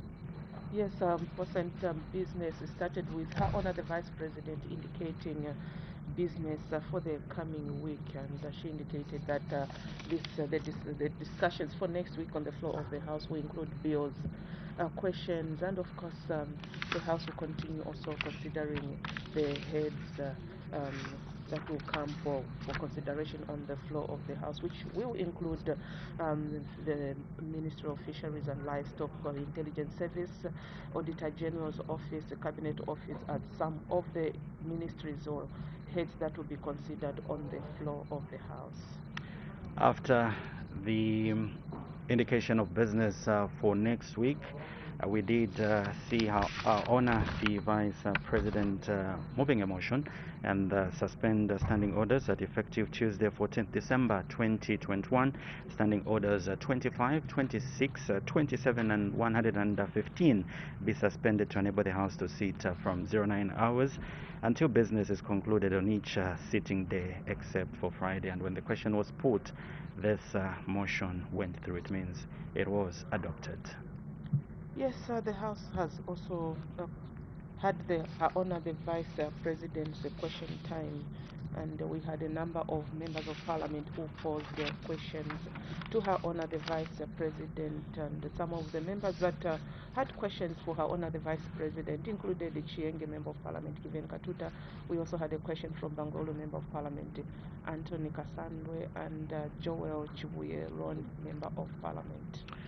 Momba, Member of Parliament, Mr. Fred Jatila did also pose a question. Watcher Member of Parliament, Mr. Sidin Mushanga did pose a question. And not forgetting, like my colleague mentioned, Ron Member of Parliament, not forgetting Mr. Brian Kambita, Zambezi East, and Pongwe Member of Parliament, Mr. Gregory Nkowane, and indeed Bwana Mkubwa Member of Parliament. Those are some of the members of Parliament that did pose questions. We had a question for oral answer, understanding Order 76, and this is a question of urgent nature. Pauline. Yes, and this question, it came from Mr. Mteachalo, Member of Parliament for Chairman North, and he posed a question to the Minister of Health, and he wanted to know whether government has any plans to procure coronavirus booster vaccines to improve the protection of citizens against the COVID-19. As we speak, the House is still on the 20 minutes break, and shortly business resumes, and it has resolved into Committee of Ways and Means to consider the rising of supply. Other heads that are expected to be considered: Head 27, when the House resolved into Committee of Supply, that's Public Service Management Division; Head 39, Smart Zambia Institute; Head 25, Loan Government Service Commission. We cross back to the floor of the House.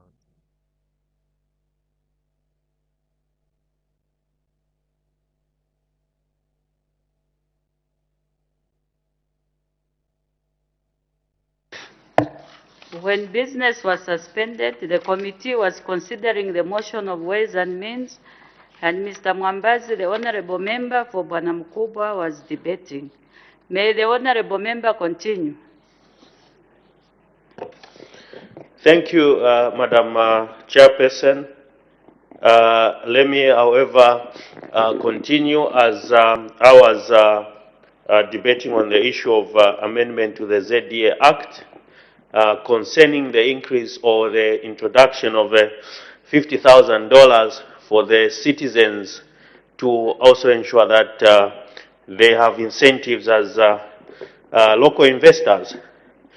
Madam Chairperson, like I already said, is that most of the times we've given preference to the foreign nationals to have these incentives. And upon winding up the 5 years, if it's tax incentives, then they tend to leave the country so that they cannot pay taxes or any other incentives which was given to them by the government. So the amendment of this act, for me, I think it doesn't sit well in the sense that we need incentives for the locals. Just by virtue of being a Zambian, it's important that the government has incentives than introduction of the $50,000. If you look at most of the businesses here in Zambia, the small SMEs, this $50,000 can be their capital to do the business. So how are we going to encourage the locals to invest? If it was an issue of being in a multi-facility zone where there was an issue of paying $500,000 and there's a reduction, then we could have said this is a progressive change to ensure that a lot of local investors can participate in these multi-facility zones. So, Madam Chairperson, I do not wish to support this amendment. I thank you. Thank you. Any further debate? The Minister of Finance and National Planning, wind up debate. Thank you, Madam Chairperson. And before I wind up, just to briefly respond to the statement that my colleague there made, I think he's actually contradicting himself, because the situation now is that a foreigner and a Zambian equally, to be able to access those incentives if you are operating the multi-facility zone, you need to put up an investment worth $500,000 as a minimum. Okay? And now, this proposal on the table discriminates in favor of the Zambians to say, for the Zambians, it will not be $500,000 for you to access those incentives, it will only be 50,000, which is less. So for him to say he's opposed to this, it means he actually wants to maintain the status quo, which means Zambians should continue to put up 500,000 US dollars as a minimum. So I think that this proposal does discriminate in favor of the Zambians, exactly what he wants us to do. Other than for that, I want to thank the House. The purpose of this motion, I suppose I was just responding to the honorable member, and I stop for now. Thank you. Okay, I put the question. The question is that it is expedient to amend the Zambia Development Agents Act so as to include the objects outlined in A and B of the bill, and that a bill to give effect to this be introduced accordingly. As many as are of that opinion say aye. All the contrary say no. The ayes have it. The question is resolved in the affirmative. The Committee of Ways and Means resolves that it is expedient. Next, the Honorable Minister of Finance and National Planning.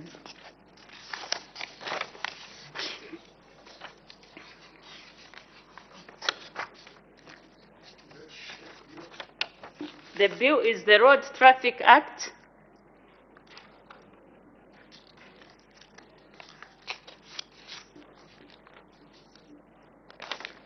I thank you, Madam Chairperson. I beg to move that it is expedient to amend the Road Traffic Act 2002 so as to revise the taxes payable for motor vehicles and trailers. The question is that it is expedient to amend the Road Traffic Act so as to revise the taxes payable for motor vehicles and trailers. Any debate? The Honorable Minister of Finance and National Planning. Madam Chairperson, the purpose of this motion is to enable me introduce legislation to amend the Road Traffic Act 2002 so as to introduce changes that are announced in the budget speech of the 29th of October 2021. The question is that it is expedient to amend the Road Traffic Act so as to revise the taxes payable for motor vehicles and trailers. Any further debate? Mr. Zulu. Thank you, Chair, for this opportunity. Honorable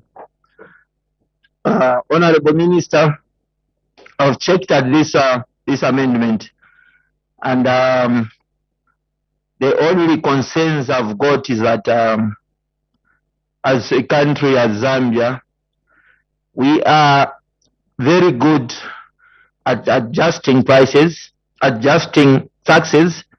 In this case, we've adjusted all road licenses, and Madam Chair, the Honorable Minister knows that let me pick a practical example of B on the payable annual licenses, where we are saying exceeding 800 but does not exceed 1,000, and I need to pay 1,283 kwacha per annum. Then I go at N, exceeding 20,000, and I need to pay 13,750 kwacha. On top of this, I'm paying carbon taxes, I'm paying fitness taxes, and Honorable Minister, you agree with me that a trailer, for example, like which is on N, only does maybe 2-3 trips in a year. As a result, the money these trailers make, sometimes they do not even recap the money they have paid as taxes. So it's my appeal, Honorable Minister, that when you sit down with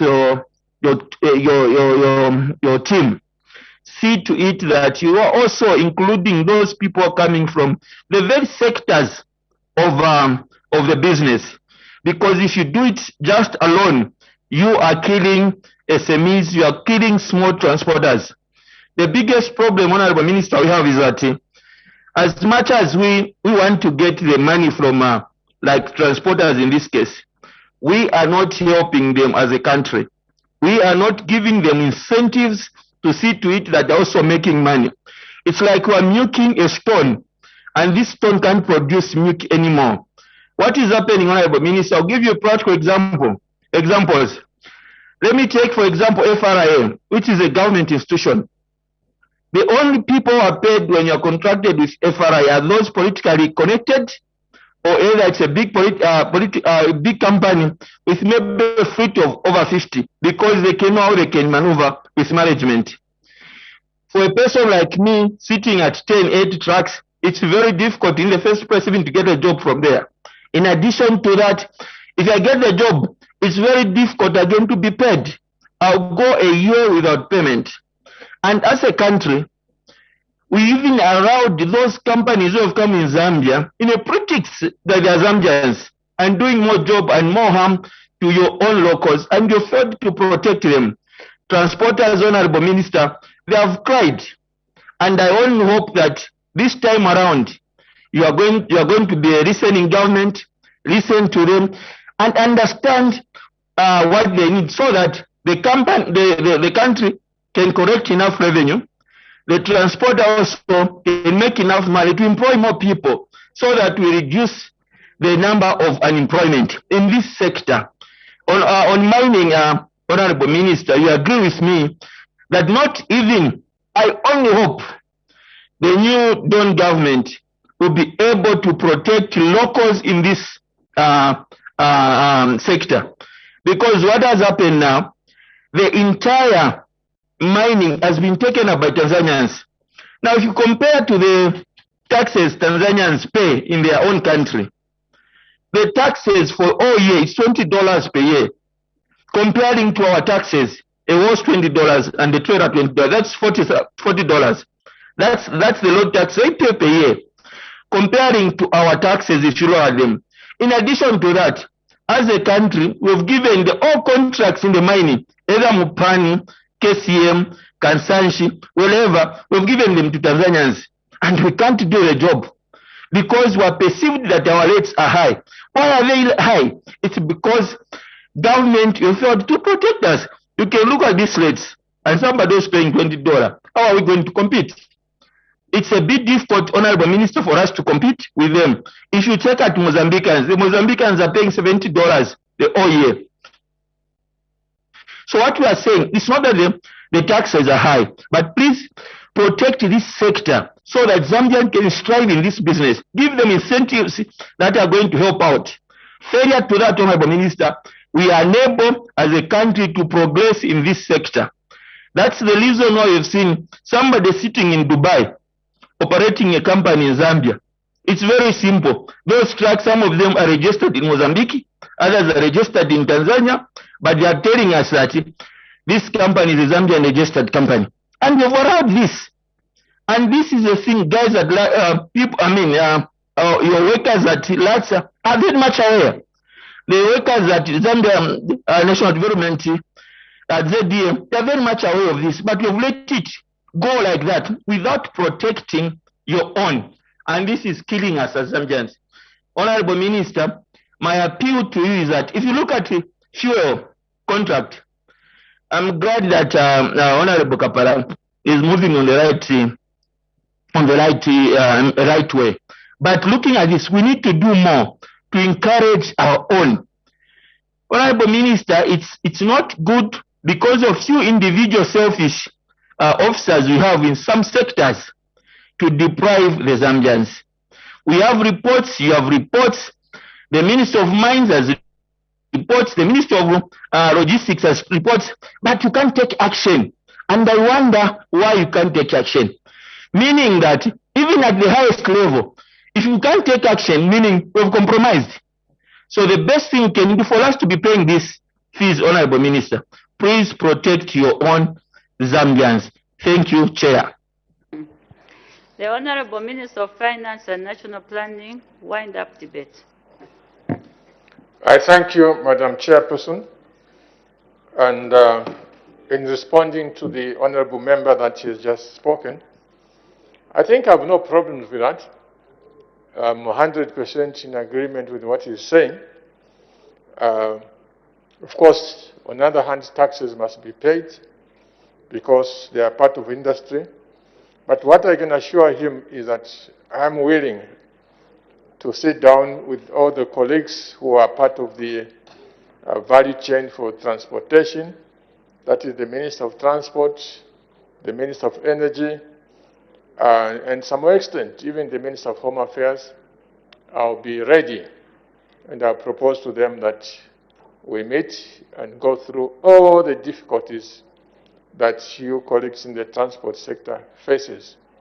We'll be ready to engage you so that where there are obstacles, where there are difficulties that we can disentangle, we'll certainly be ready to do so. And of course, it is the wish of all of us, including myself as an individual, that as the economy expands, especially as we talk about expanding copper production, the main beneficiaries must be the Zambians. So if the Zambians are not competitive, we need to address the issue. Why are they not competitive? So that they become competitive. So, Madam Chairperson, that is something that we are going to do.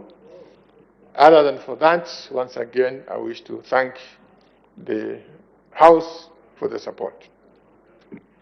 I put the question. The question is that it is expedient to amend the Road Traffic Act so as to revise the taxes payable for motor vehicles and trailers, and that a bill to give effect to this be introduced accordingly. As many as are of that opinion say aye.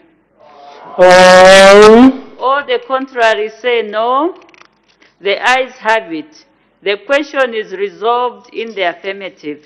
The Committee of Ways and Means resolves that it is expedient.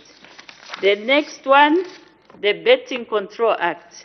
The Honorable Minister of Finance and National Planning.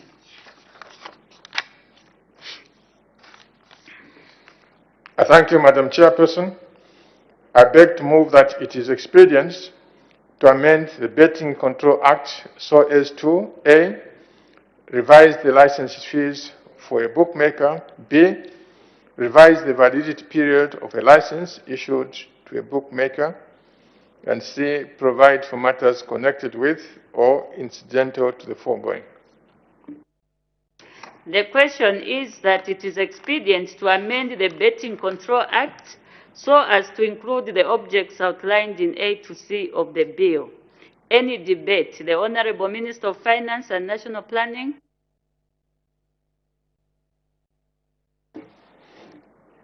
Madam Chairperson, the purpose of this motion is to enable me to introduce legislation to amend the Betting Control Act so as to introduce changes that are announced in the budget speech on the 29th of October, 2021. The question is that it is expedient to amend the Betting Control Act so as to include the objects outlined in A to C of the bill. Any further debate? The Honorable Minister of Finance and National Planning, wind up debate. Madam Chairperson, I want to thank the House for the support.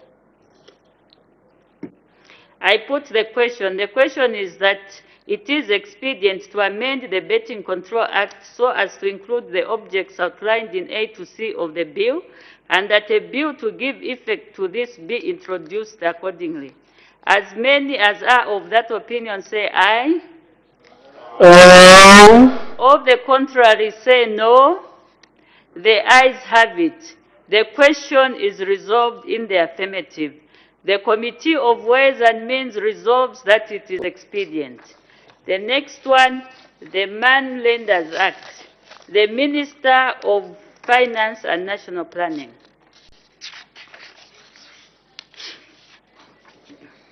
Madam Chairperson, I beg to move that it is expedient to amend the Moneylenders Act so as to revise the moneylenders license fee. The question is that it is expedient to amend the Moneylenders Act so as to revise the moneylenders license fee. Any debate? The Honorable Minister of Finance and National Planning. The purpose of the motion is to enable me to introduce legislation to amend the Moneylenders Act so as to introduce changes that are announced in the budget speech on the 29th of October 2021. The question is that it is expedient to amend the Moneylenders Act so as to revise the moneylenders license fee. Any further debate? The Honorable Minister of Finance and National Planning wind-up debate. I wish to thank the House once again for the support. Thank you. I put the question. The question is that it is expedient to amend the Moneylenders Act so as to revise the moneylenders license fee, and that a bill to give effect to this be introduced accordingly. As many as are of that opinion say aye. Of the contrary say no. The ayes have it. The question is resolved in the affirmative. The Committee of Ways and Means resolves that it is expedient.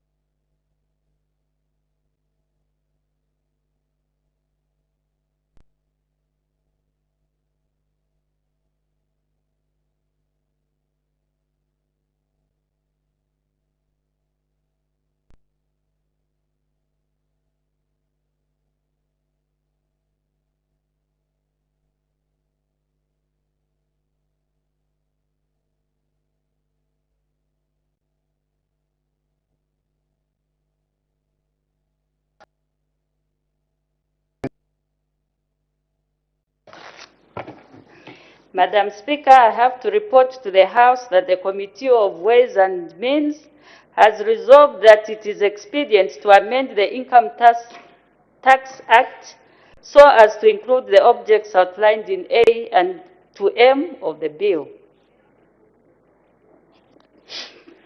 Day for consideration of report.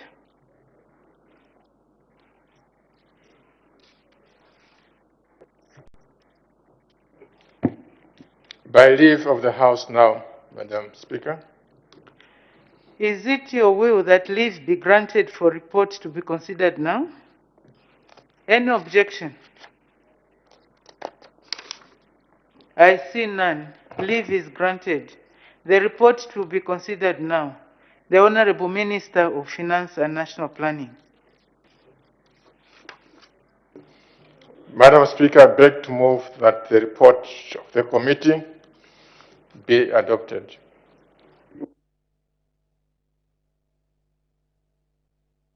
The question is that the report of the committee be adopted. Any objection?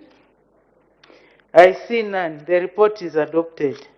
I indicated. I now appoint the Honorable Minister of Finance and National Planning, a committee of one, to bring up the necessary bill to give effect to the resolution of the Committee of Ways and Means.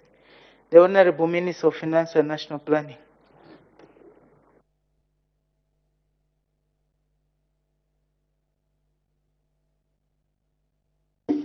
Madam Speaker, I beg to present a bill entitled the Income Tax Amendment Bill, National Assembly Bill number 41/2021.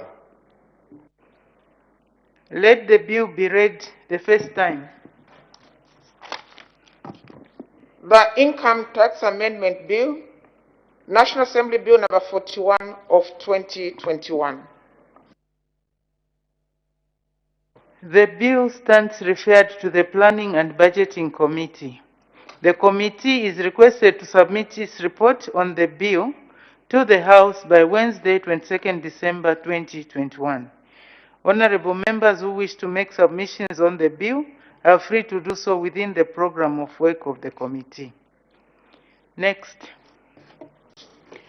Madam Speaker, I have to report to the House that the Committee of Ways and Means has resolved that it is expedient to amend the Value Added Tax Act so as to include the objects outlined in A to E of the bill.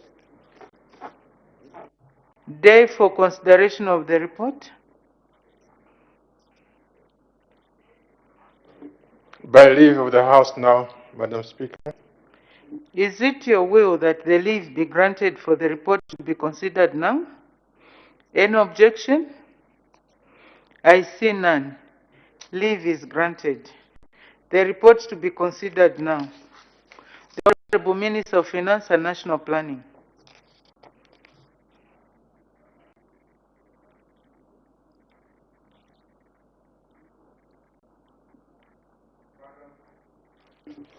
Madam Speaker, I beg to move that the report of the committee be adopted. The question is that the report of the committee be adopted. Any objection? I see none. Report adopted. I now appoint the Honorable Minister of Finance and National Planning, a committee of one, to bring up the necessary bill to give effect to the resolution of the Committee of Ways and Means. The Honorable Minister of Finance and National Planning.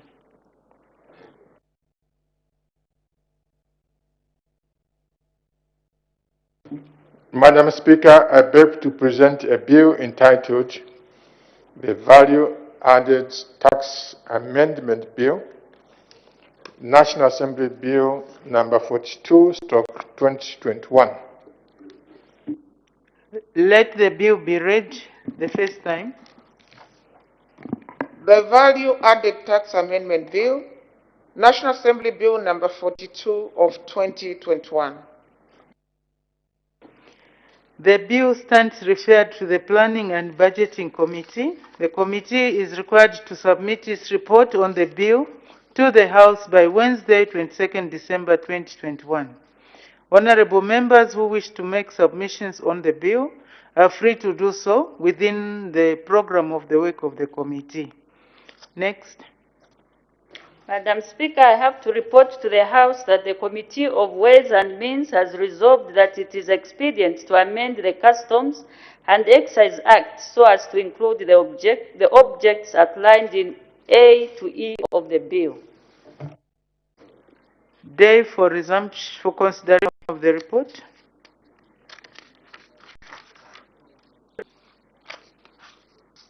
By leave of the House now, Madam Speaker. Is it your will that leave be granted for the report to be considered now? Any objection? I see none. Leave is granted. The report to be considered now. The Honorable Minister of Finance and National Planning. Madam Speaker, I beg to move that the report of the committee be adopted. The question is that the report of the committee be adopted. Any objection? I see none. Report adopted. I now appoint the Honorable Minister of Finance and National Planning, a committee of one, to bring up the necessary bill to give effect to the resolution of the Committee of Ways and Means. The Honorable Minister of Finance and National Planning. Madam Speaker, I beg to present a bill entitled the Customs and Excise Amendment Bill, National Assembly Bill number 43/2021. Let the bill be read first time. The Customs and Excise Amendment Bill, National Assembly Bill number 43 of 2021. The bill stands referred to the Planning and Budgeting Committee. The committee is required to submit its report on the bill to the House by Wednesday, 22nd December 2021.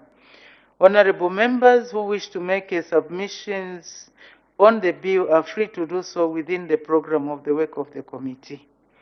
Next.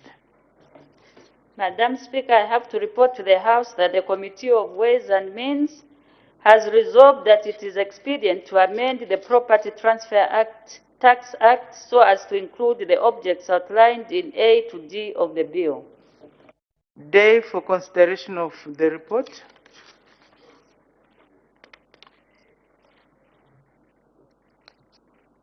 By leave of the House now, Madam Speaker. Is it your will that leave be granted for the report to be considered now? Any objection? I see none. Leave granted. The report to be considered now. The Honorable Minister of Finance and National Planning. I beg to move that the report of the committee be adopted. The question is that the report of the committee be adopted. Any objection? I see none. Report adopted. I now appoint the Honorable Minister of Finance and National Planning, a committee of one, to bring up the necessary bill to give effect to the resolution of the Committee of Ways and Means. The Honorable Minister of Finance and National Planning. Madam Speaker, I beg to present a bill entitled the Property Transfer Tax Amendment Bill, number 44 of 2021. Let the bill be read first time. The Property Transfer Tax Amendment Bill, National Assembly Bill number 44 of 2021. The bill stands referred to the Committee on National Economy, Trade and Labor Matters. The committee is required to submit its report on the bill to the House by Wednesday, 22nd December 2021. Honorable members who wish to make submissions on the bill are free to do so within the program of work of the committee. Next. Madam Speaker, I have to report to the House that the Committee of Ways and Means has resolved that it is expedient to amend the Insurance Premium Levy Act so as to revise the insurance premium levy. Day for consideration of the report. By leave of the House now, Madam Speaker. Is it your will that leave be granted for the report to be considered now? Any objection? I see none. Leave granted. The report to be considered now. The Honorable Minister of Finance and National Planning. I beg to move that the report of the committee be adopted. The question is that the report of the committee be adopted. Any objection? I see none. Report adopted. I now appoint the Honorable Minister of Finance and National Planning, a committee of one, to bring up the necessary bill to give effect to the resolution of the Committee of Ways and Means. The Honorable Minister of Finance and National Planning. Madam Speaker, I beg to present a bill entitled the Insurance Premium Levy Amendment Bill, number 45 of 2021. Let the bill be read the first time. The Insurance Premium Levy Amendment Bill, National Assembly Bill number 45 of 2021. The bill stands referred to the Committee on National Economy, Trade and Labor Matters. The committee is required to submit its report on the bill to the House by Wednesday, 22nd December 2021. Honorable members who wish to make submissions on the bill are free to do so within the program of work of the committee. Next.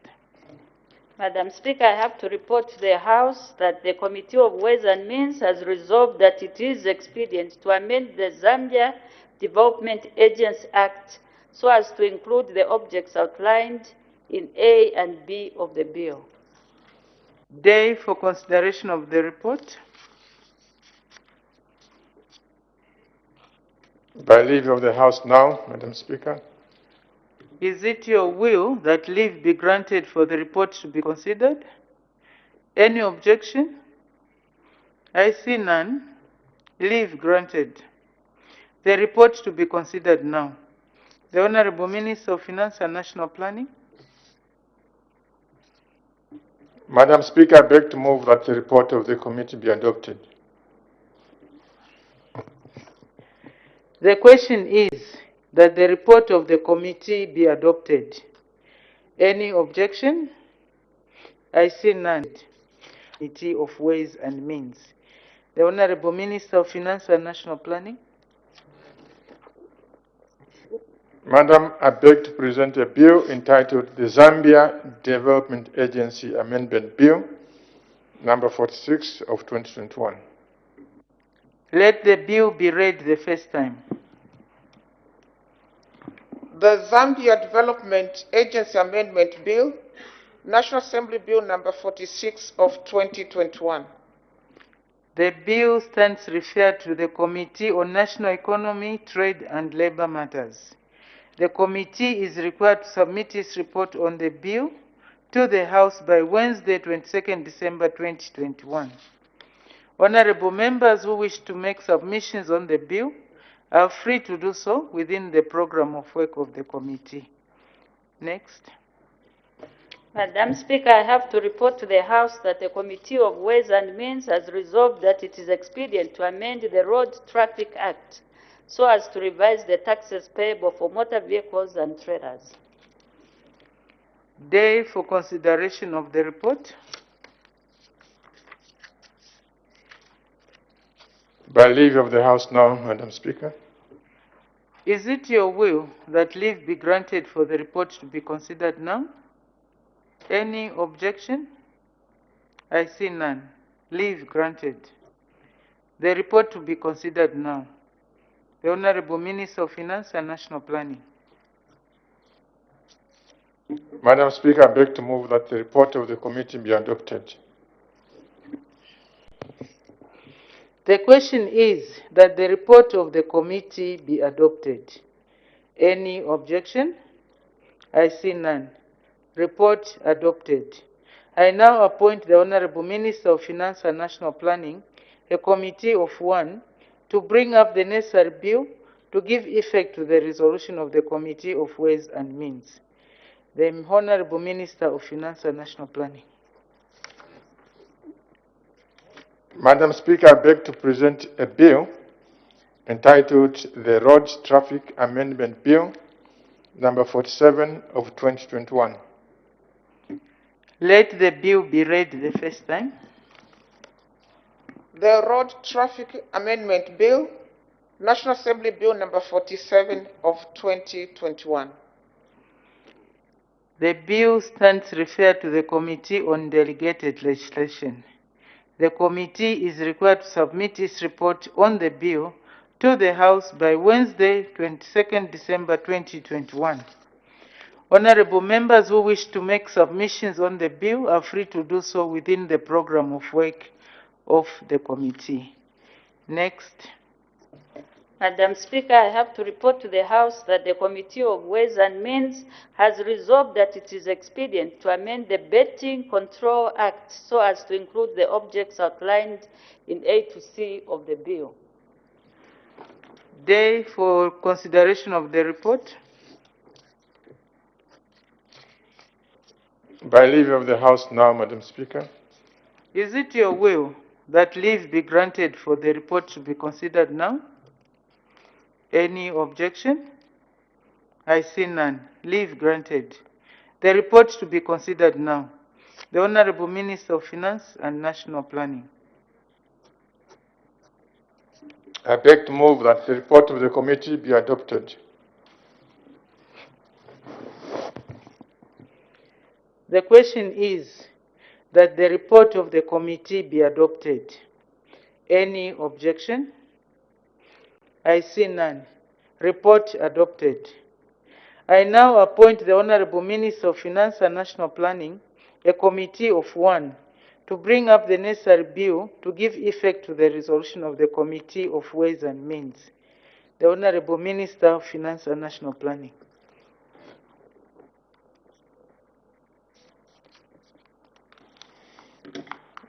Madam Speaker, I beg to present a bill entitled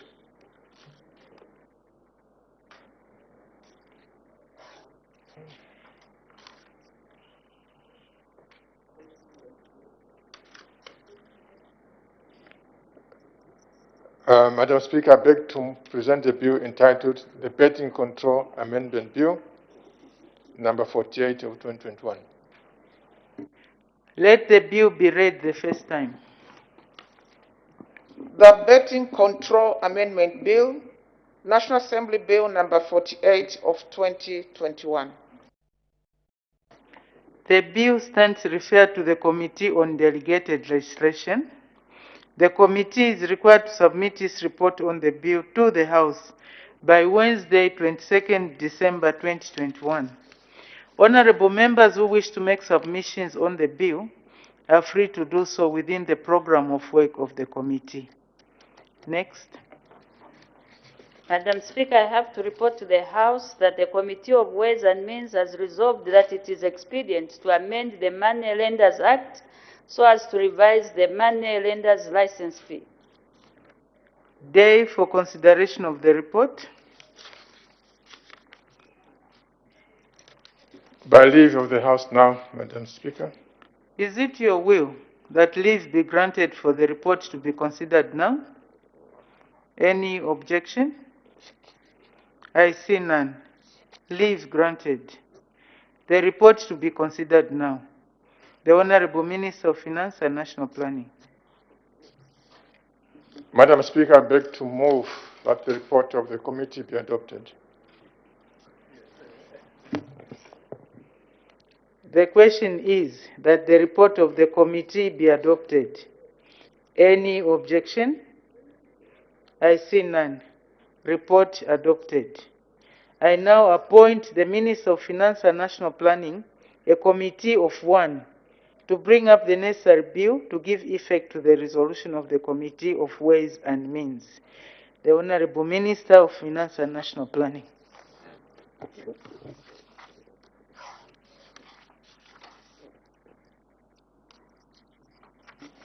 Madam Speaker, I beg to present a bill entitled the Money Lenders Amendment Bill, number 49 of 2021. Let the bill be read the first time. The Money Lenders Amendment Bill, National Assembly Bill number 49 of 2021. The bill stands referred to the Committee on Delegated Legislation. The committee is required to submit its report on the bill to the House by Wednesday, 22nd December 2021. Honorable members who wish to make submissions on the bill are free to do so within the program of work of the committee. The clerk will now read the order of the day. Estimates of revenue and expenditure, including capital and constitutional and statutory expenditure, Committee of Supply, resumption of committee work. The House will now resolve into committee.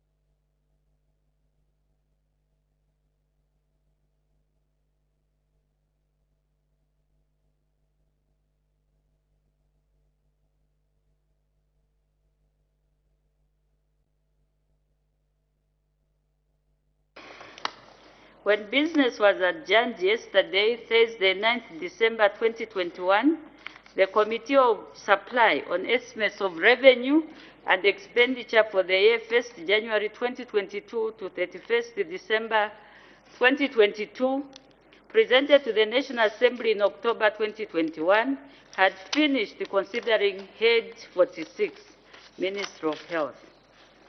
We now move to the next head, Head 27, Public Service Management Division. Her Honor, the Vice President, Policy Statement.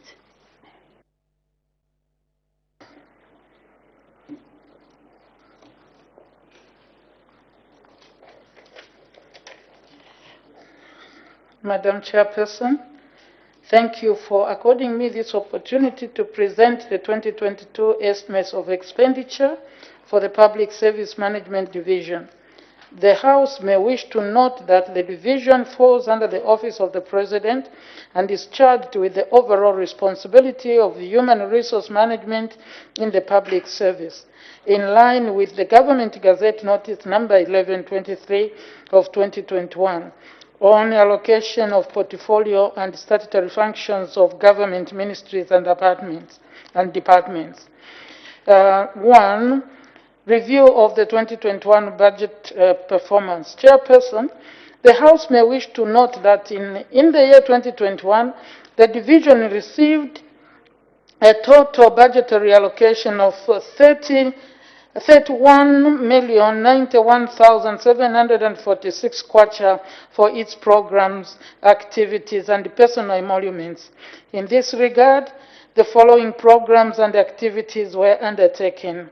1.1 Devolution of human resource functions. The division undertook capacity building of human resource management committees in Muchinga and Eastern provinces on a pilot basis.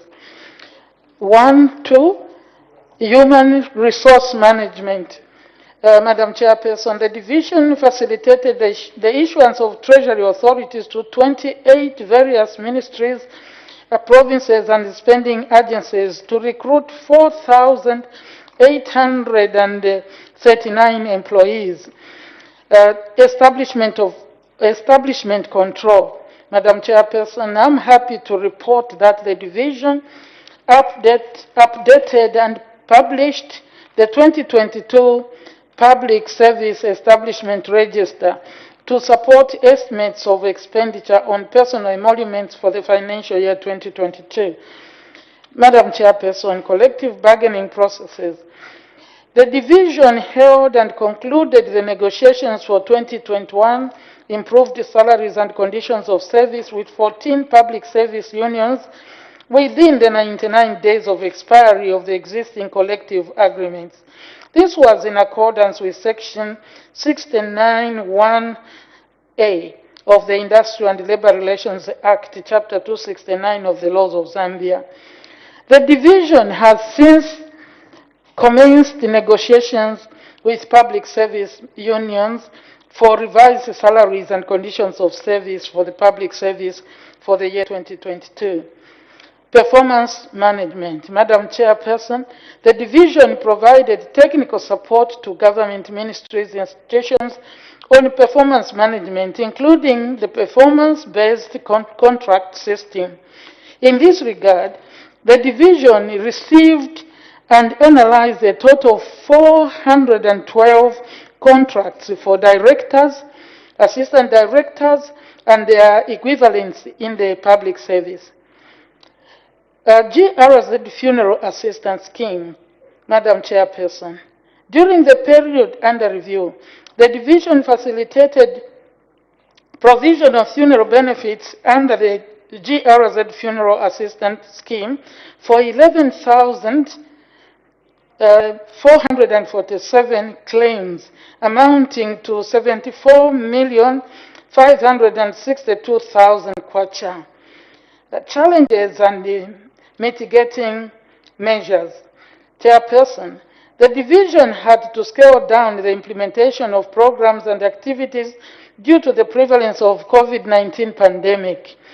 Overall impact of 2021 programs, Madam Chairperson, the programs and activities undertaken by the division in the financial year 2021 had various positive outcomes, notable among them being, 1, intensified the fight against COVID-19 by facilitating recruitment of 745 frontline medical personnel. 2, enhanced employee accountability and performance in the public service through the implementation of the performance-based contract system at director and assistant director level. 3, maintained industrial harmony in the public service. And 4, provided funeral benefits for public service employees and their appointed beneficiaries. 2022 policy direction and key programs to be implemented. Chairperson, the summary estimates by economic classification show that 43,682,311 kwacha has been allocated to the division. Out of the total allocation, 30,151,886, representing 69%, has been allocated to personal emoluments. The remaining amount of 13,350,425, representing 31%, is meant for operations and programs implementation. Madam Chairperson, in the financial year 2022, the division will continue to provide technical support on devolved human resource functions in the public service. Further, the division will enhance human resource planning and forecasting and strengthening public service performance management and establishment control mechanisms. The division will also promote industrial harmony and cordial labor relations, as well as scaling up monitoring and evaluation activities in view of devolution. Expected overall impact of 2022 programs. Madam Chairperson, the division is confident that the implementation of the outlined programs will contribute to the efficient and effective management of the public service. Conclusion, Madam Chairperson. In conclusion, I wish to reiterate that the role of the division is to coordinate the management and development of human resources in the public service. This august House will therefore agree with me that the success of any national development program is dependent on competent human resource in the public service. Consequently, I urge this august House to favorably consider the division's estimates of expenditure for 2020. Chairperson, I thank you. Thank you. Any further debate? Mr. Kambita.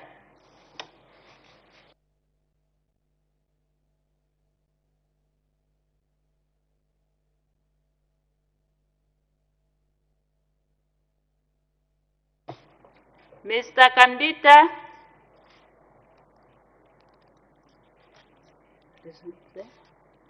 Okay. Mr. Fube? Thank you, Madam Chair, for the opportunity, and I would like to thank the Vice President for the elaborate policy statement she has given for the Public Service Service Division, especially that this is an engine that controls our civil service. Madam Chair, I would like to bring your attention to issues to do with collective bargaining process. From the policy statement, the Vice President indicated that the collective bargaining process has reached almost a conclusive point, especially on salaries, revised salaries, and public service conditions. Bear in mind that the economy is likely to change the drive, especially for 2022, with the possible increment of electricity tariffs and possible increment on fuel. I think this has a spillover effect on the day-to-day economic activities of not only industry, but also what is the bargaining power of the public service workers.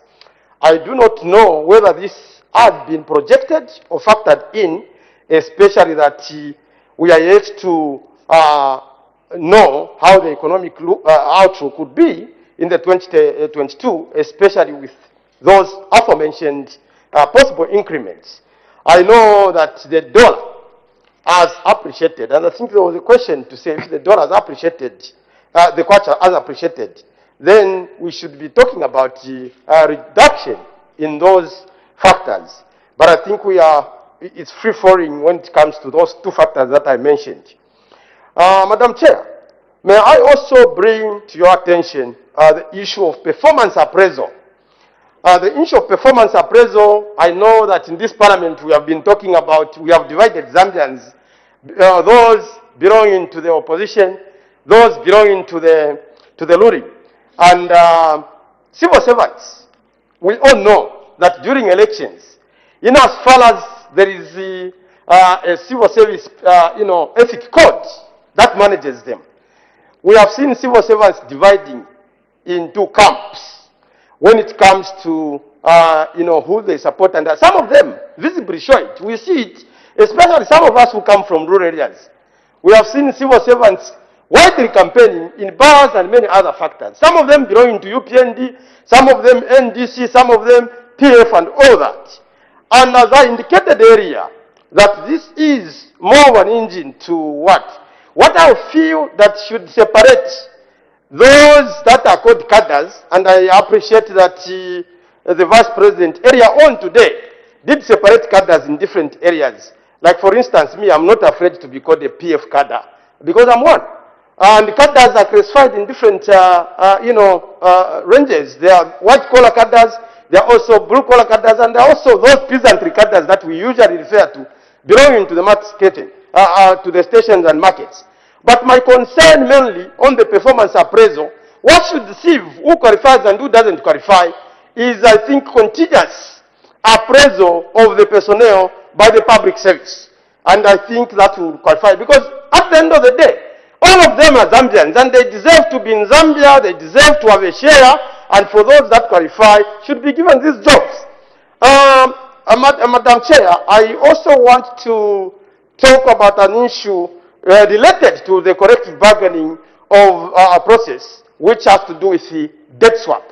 We know that whereas debt swap had worked for some of the public workers in some way, this is a question that is yet to be attended to in full so that it has got a clear-cut policy of what direction it should take. Today we were talking about the issues of transfer, and I think transfers, and I think Madam Vice President indicated that the New Deal government is likely to bring sanity in that particular area. But I would like to indicate that job seeking in the country by different professionals, if I'm seeking for a job today and I've seen an opening in Kaputa or any other area, I need to rush for it because the felt need to attend to my physiological needs and other factors come in first than my arrangement first with my wife, because even my wife needs to feed. People say there's no proper romance without finance, and even my wife needs to survive. So in looking at that, I think we'll be pursuing an artificial route if we feel that maybe the past government was responsible for tinkering with the transfers and many other factors. And I think key to this is the Public Service Commission that is in offing to see how can we harmonize. Otherwise, that is not a simple question to solve because it is linked to achieving the physiological needs of a human being, and you do not choose. You cannot say, no, my wife you have been offered, maybe you have been an offer for so many years. When you have been offered an opportunity, you can't say, no, since we need to be together, I can't go to Kaputa or I can't go to any other area. Another factor that I would like to raise, Madam Vice Chairperson, Madam Chair, is an issue of the so-called administrative transfers that are common, especially in rural areas like mine, Kaputa and many other areas, where some of these people who are seeking for employment in the public service, especially in teaching profession and the health profession. Order, Honorable Member. There is a point of order that is raised. Ms. Katuta, what is the point of order?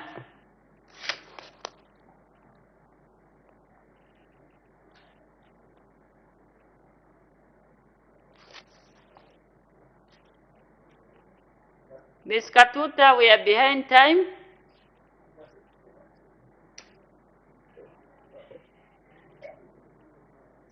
Thank you. Thank you, Madam Chair, and I must apologize to my honorable brother Chilubi for disturbing the flow of this thought. Madam Chair, is the honorable member who is on the floor in order to use bombastic words like tittering, without explaining the meaning of the word tittering? I need your guidance on that kind of bombastic words that he's using, which is not found in any English dictionary. I thank you, Madam Speaker. Madam Chair. Okay, can you cite the standing order? I think it's standing order number 135. I don't have my standing order book in front of me, but I think it's standing order number 135. Talking about? Using the language which we don't understand as members of parliament, like tinkering.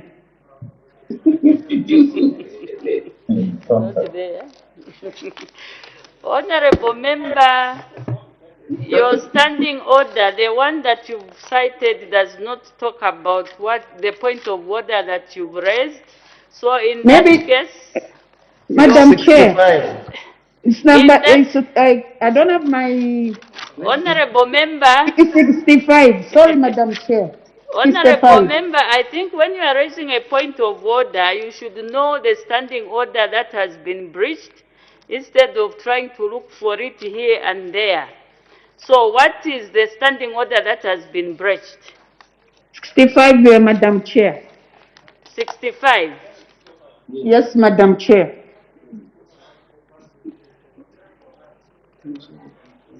Which one in specific? It's B.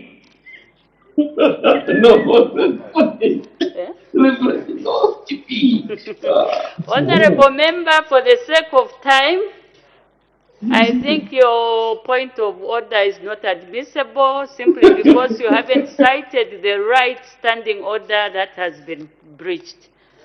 However, the member on the floor, please try to maybe explain or translate the words that are not in the dictionary. You can continue with your debate. Well, I always use simple language. In any case, I confine myself to using as simple language as possible. Before I was distracted by my sister, I was talking about issues to do with the public service work. And I think I was talking about the issue of debt swap, connecting them to collective bargaining. I think as I close, I would like also to bring forth that I would appreciate that if when closing the debate and winding up the debate, the Vice President would distantly or closely talk about the issue of the establishment currently in the civil service. Because with the addition of the 44, is it the 41,000 plus or the 44, we needed to know as a nation, to see, especially as it is linked to the 4,500 threshold on pay as you earn. Because we need to know which of that is going to benefit from the establishment. And I think with those few words, Madam Chair, I rest my case. I submit. Thank you. Reverend Katuta.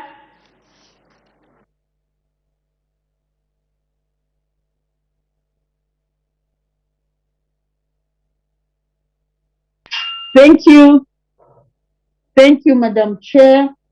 Thank you for allowing Chiengi to add a voice on this very important motion which is on the floor of the House. Madam Chair, the motion which is on the floor of the House is very important. Unfortunately, it has a short period of for members to debate it. However, I would just like to add a few words. Madam Chair, this is a very important department of the government, which is the largest employer in our country. It's sad to see that this department is not working or performing up to the standard it's expected to. I say so, Madam Chair. We've seen positions, especially with the teachers, which have been frozen for years and years. But somebody has been given a letter of promotion, but nothing changes on their so-called, is it the PES or whatever they call it. We've seen people not getting promoted, but they've served in the civil service for a long time. Those who come thereafter get promotion. So I think the way the system is done at this department is not something that is adding so much value to what is expected to the nation, because the government is the largest employer. But when it comes to employing, we've seen that most of Zambians or citizens are left out, or because they do not have connections there. May our Zambian people, especially those from rural areas, Chiengi in particular, the graduates from Chiengi, or those who are working in Chiengi in the civil service, get the promotion that they deserve. It's quite painful to see that somebody will work until they retire, until they retire without even any promotion. In the meantime, there have been recommendations that they should get promoted. Somebody gets fired in the civil service, it takes years and years, and the person is still getting the salary. That's stealing from the people of Zambia or the public money. Why should somebody should be fired and still getting the salary for quite some time? So I would like also to say this department in particular should pull up the socks. Hiring someone I know is quite easy than firing someone, but the system should change. There's too much of bureaucracy which has led to so many of the backlog of work that they have as it now. We need to see frozen positions and frozen. We need to see salaries looked into, rather than having a teacher at Mtendere Primary School working as a senior teacher, but the salary is still the same. You can only act for 6 months, not act for 10 years. So this department in particular, please, the permanent secretary and your group at this department, please pull up your socks. We want to see every Zambian. It's their constitutional right to get employed by the government, unlike what is prevailing at the moment. We want to see, as we are saying, there's a new dawn government. Let's see everything to be new dawn indeed. We don't want to see young ones, graduates, we don't want to see young ones being, all over looking for jobs when the government can provide jobs for them. I want just to thank you, Madam Chair, for giving Chieng an opportunity to add this voice. However, can we see positions being unfrozen? I thank you, Madam Chair.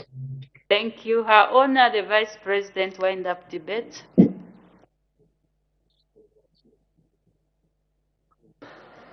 Thank you very much, Madam Chairperson. What that which was showing me that is going. Can we have order? Just switch off or mute your gadgets. Your Honor, you can continue. Thank you. I was just thanking you, Madam Chairperson, and the Honorable members, Mr. Fube and Ms. Katuta, for the debate on this important budget estimate. They have raised a number of issues. The issue, I think, I appreciate that it is truly a link between the civil service and the rest of government, and the concern of Mr. Fube on what will come out of the collective agreement, the negotiations that are going on. I'm sure they take into considerations everything, except there is a lot of speculation as to what may happen, what may go on in the economy. This New Dawn government is very, very serious and is looking to improving the lives of people. So they will negotiate within their powers. I appreciate the other thing Mr. Fube talked to. Basically, I would interpret it as talking about over-politicizing the civil service, the public service. This must stop. We have gone through that. And I totally agree that people are cadres in many ways, in different ways, except we have to remember, Madam, I wouldn't draw you into this debate, but the expectation of your performance in your office is very important. But when you take cadreism to the performance in your office, then you are a wrong person.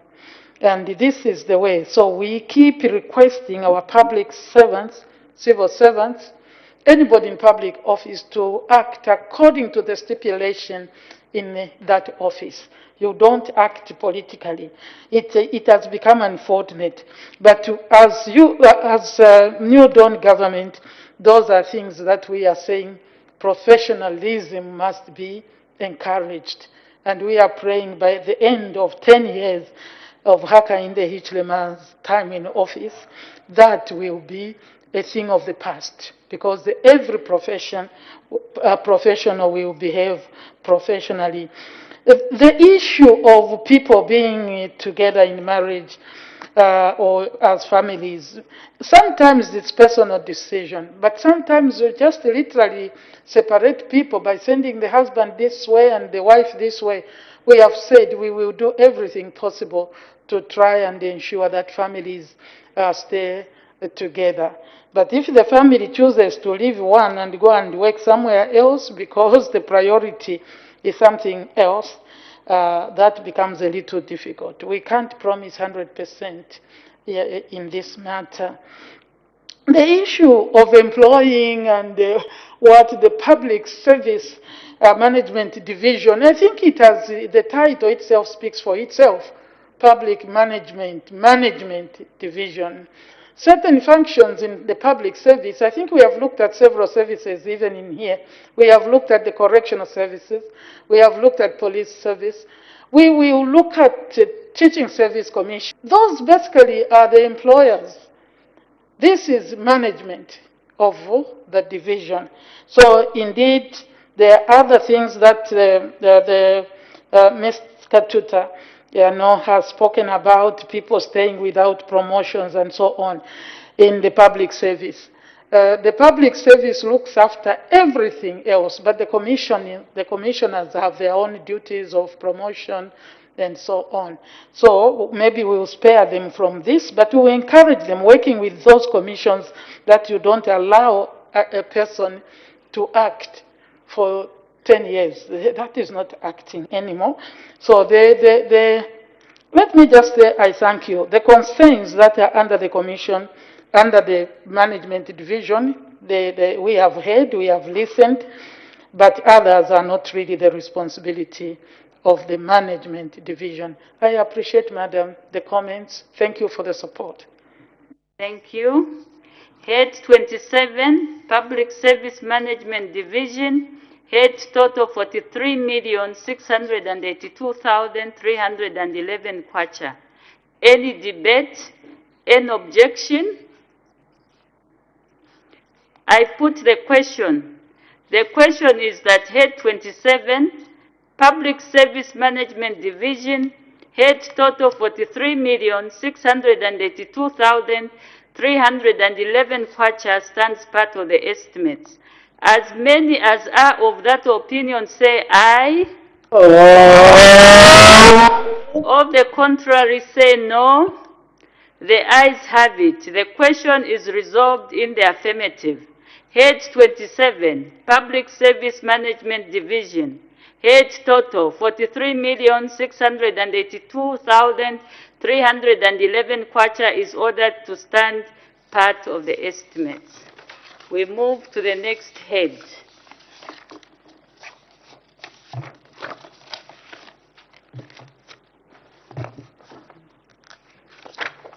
Head 39, Smart Zambia Institute. Her Honor, the Vice President, policy statement.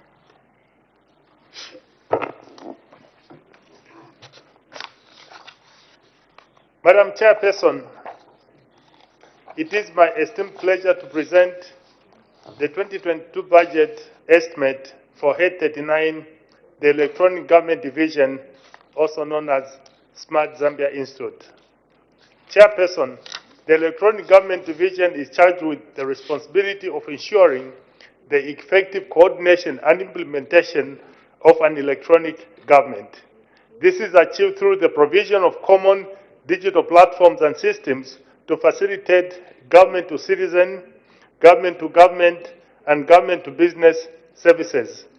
The division derives its mandate from the Electronic Act number 41 of 2021 and Government Gazette number 1123 of 2021.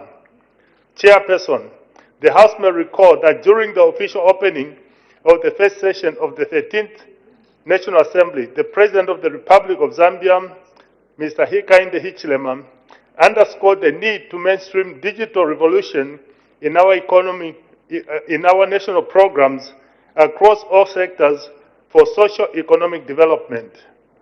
You may further wish to note that the digital transformation agenda by the new Dawn government will enhance the potential to bring public services closer to the people, to provide an opportunity for the youth participation through ICT innovations.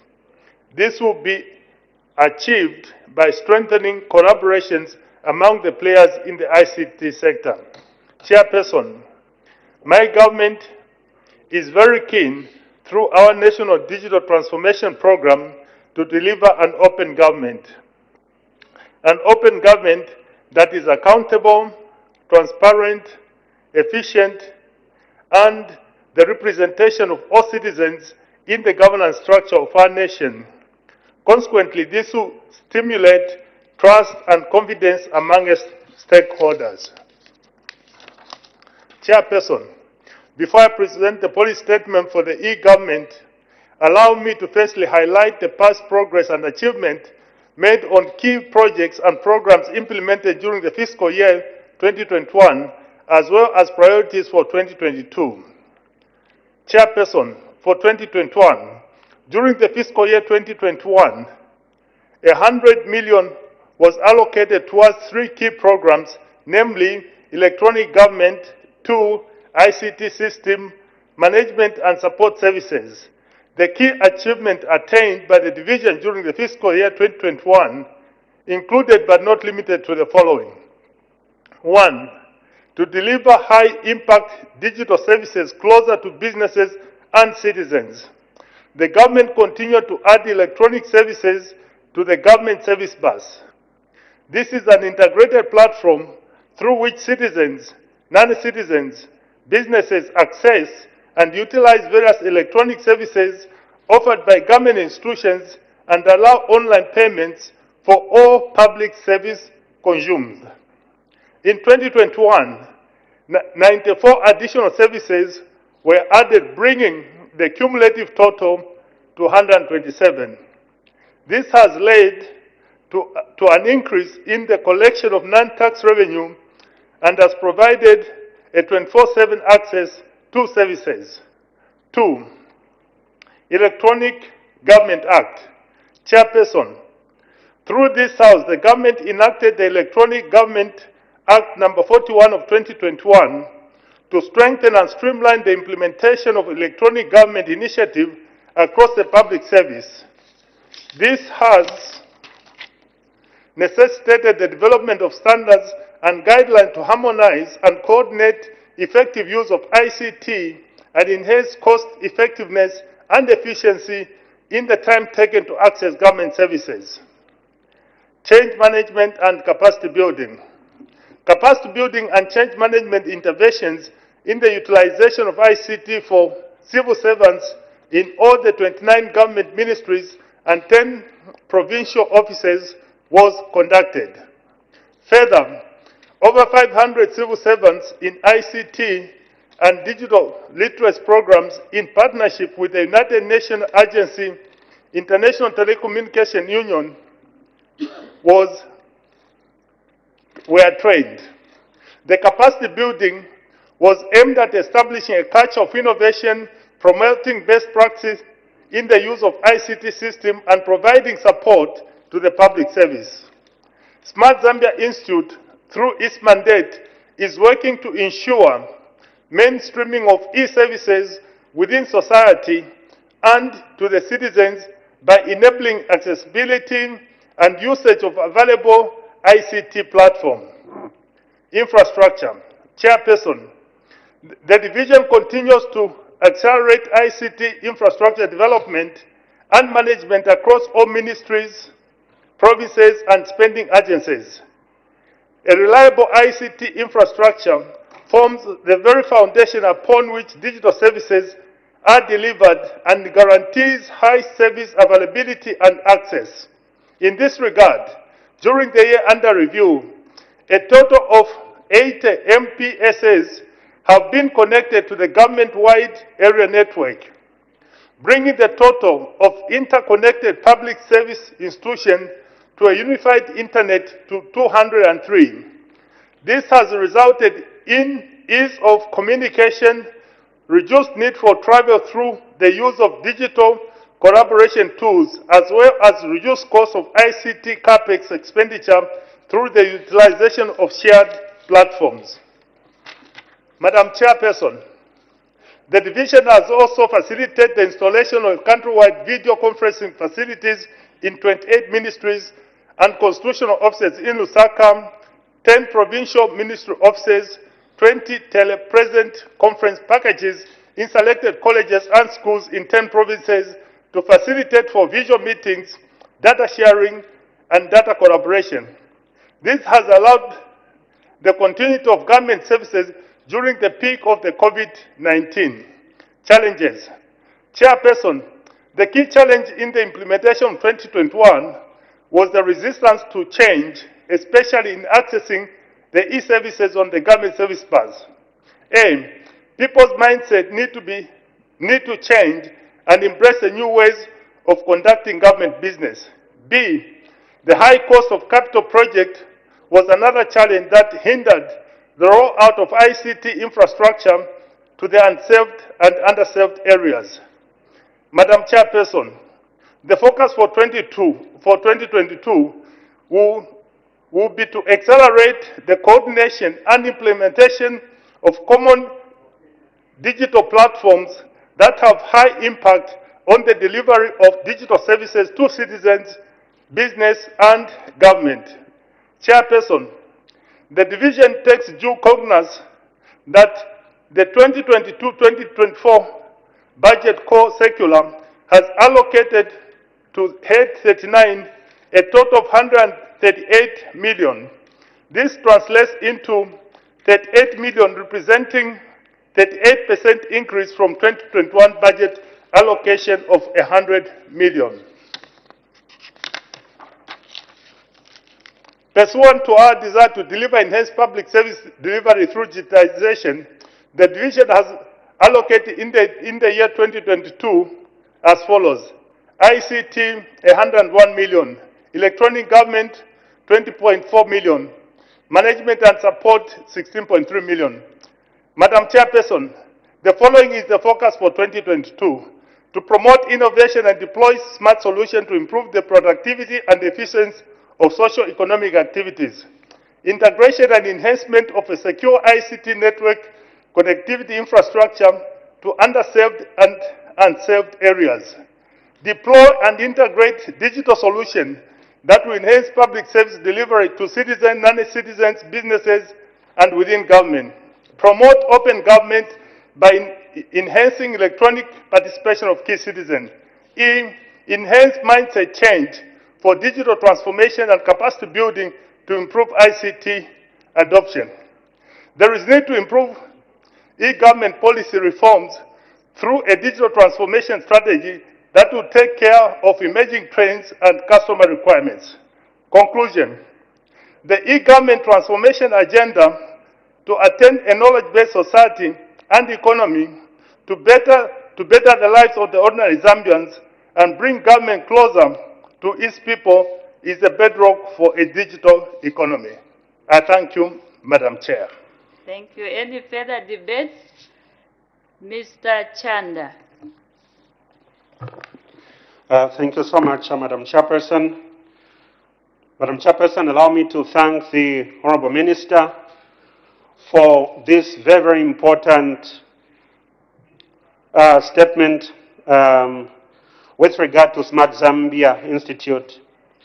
Madam Speaker, this is a non-controversial institution or division. The role Smart Zambia comes to play in our quest to ensure that we migrate fully towards e-governance cannot be overstated. We know the importance of government to government, the interface between government to government agencies, the importance that Smart Zambia comes to play as a government interfaces with the business sector, the role that Smart Zambia comes to play as government interfaces with the citizens in its quest to ensure that there is improved delivery of goods and services. This is also important because it goes to reduce the occurrence of leaks or leakages, as we have witnessed in the past, of classified documents or information to the general public. It goes to reaffirm timely, reliable, and accurate data. This is very important if the citizenry or the general public is to believe in the integrity of the information coming from government. So sealing the leakages by way of migrating fully to e-governance becomes very, very, very important. Madam Chairperson, this is also very, very important as we move towards ensuring that we protect the environment. There must come a day when even the Yellow Book as we have it today would only be in the form of a paperless document. We are living with one reality called climate change, and in adapting with changing times, it just becomes very, very important that this particular division, and this is the gist of my submission, that this particular division needs even more allocation. I take note that there's been increased allocation from 2021 to 2022, but I think looking at the mandate and the role that Smart Zambia Institute comes to play in the future that we are getting into as a country, there's every need for us to invest more into this particular institution. There's also every need for government to consider transitioning this particular division into an agency because of the scope of work and the mandate that it goes to carry. If possible, expand on its mandate. It goes to, as we promote innovation, etc., I would appeal that government seriously considers the need for this particular division to exist as an agency like ZICTA. With those few remarks, Madam Chairperson, I want to say that I support this particular non-controversial division because of the role that it plays in the present and the future. I submit. Thank you. Reverend Katuta.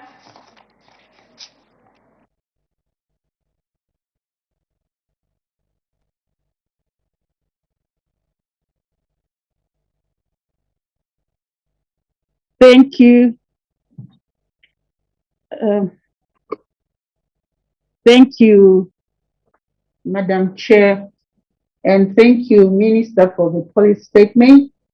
I just want to add a few words on this Smart Zambia Institute.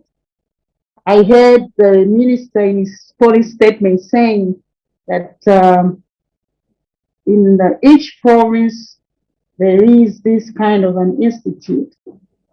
I just wanted to speak on behalf of the people of Chiengi, which have been lagging behind in terms of development and technology.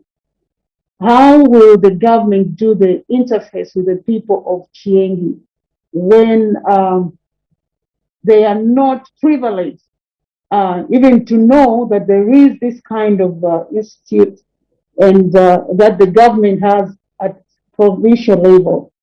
And also, like I've lamented in other debates, that in Chiengi we have difficulties when it comes to communication, though we have some towers in there, but we are not where we're supposed to be in terms of technology.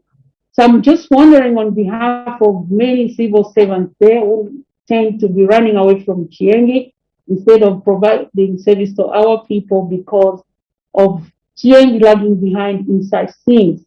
Madam Chair, the Minister spoke so well of the future of Smart Zambia. I just want to add to that Zambia should should do things like other countries are doing, because we are now in another era where everything is all about technology. The interface the government can do with the people of Zambia. Let's talk about birth certificates. The birth certificate should be given immediately to a child who is born by using the Smart Zambia system.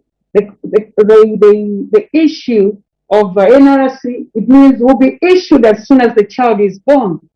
When we talk of civil service or civil servants or people who are looking for jobs in the government, this is the way to go.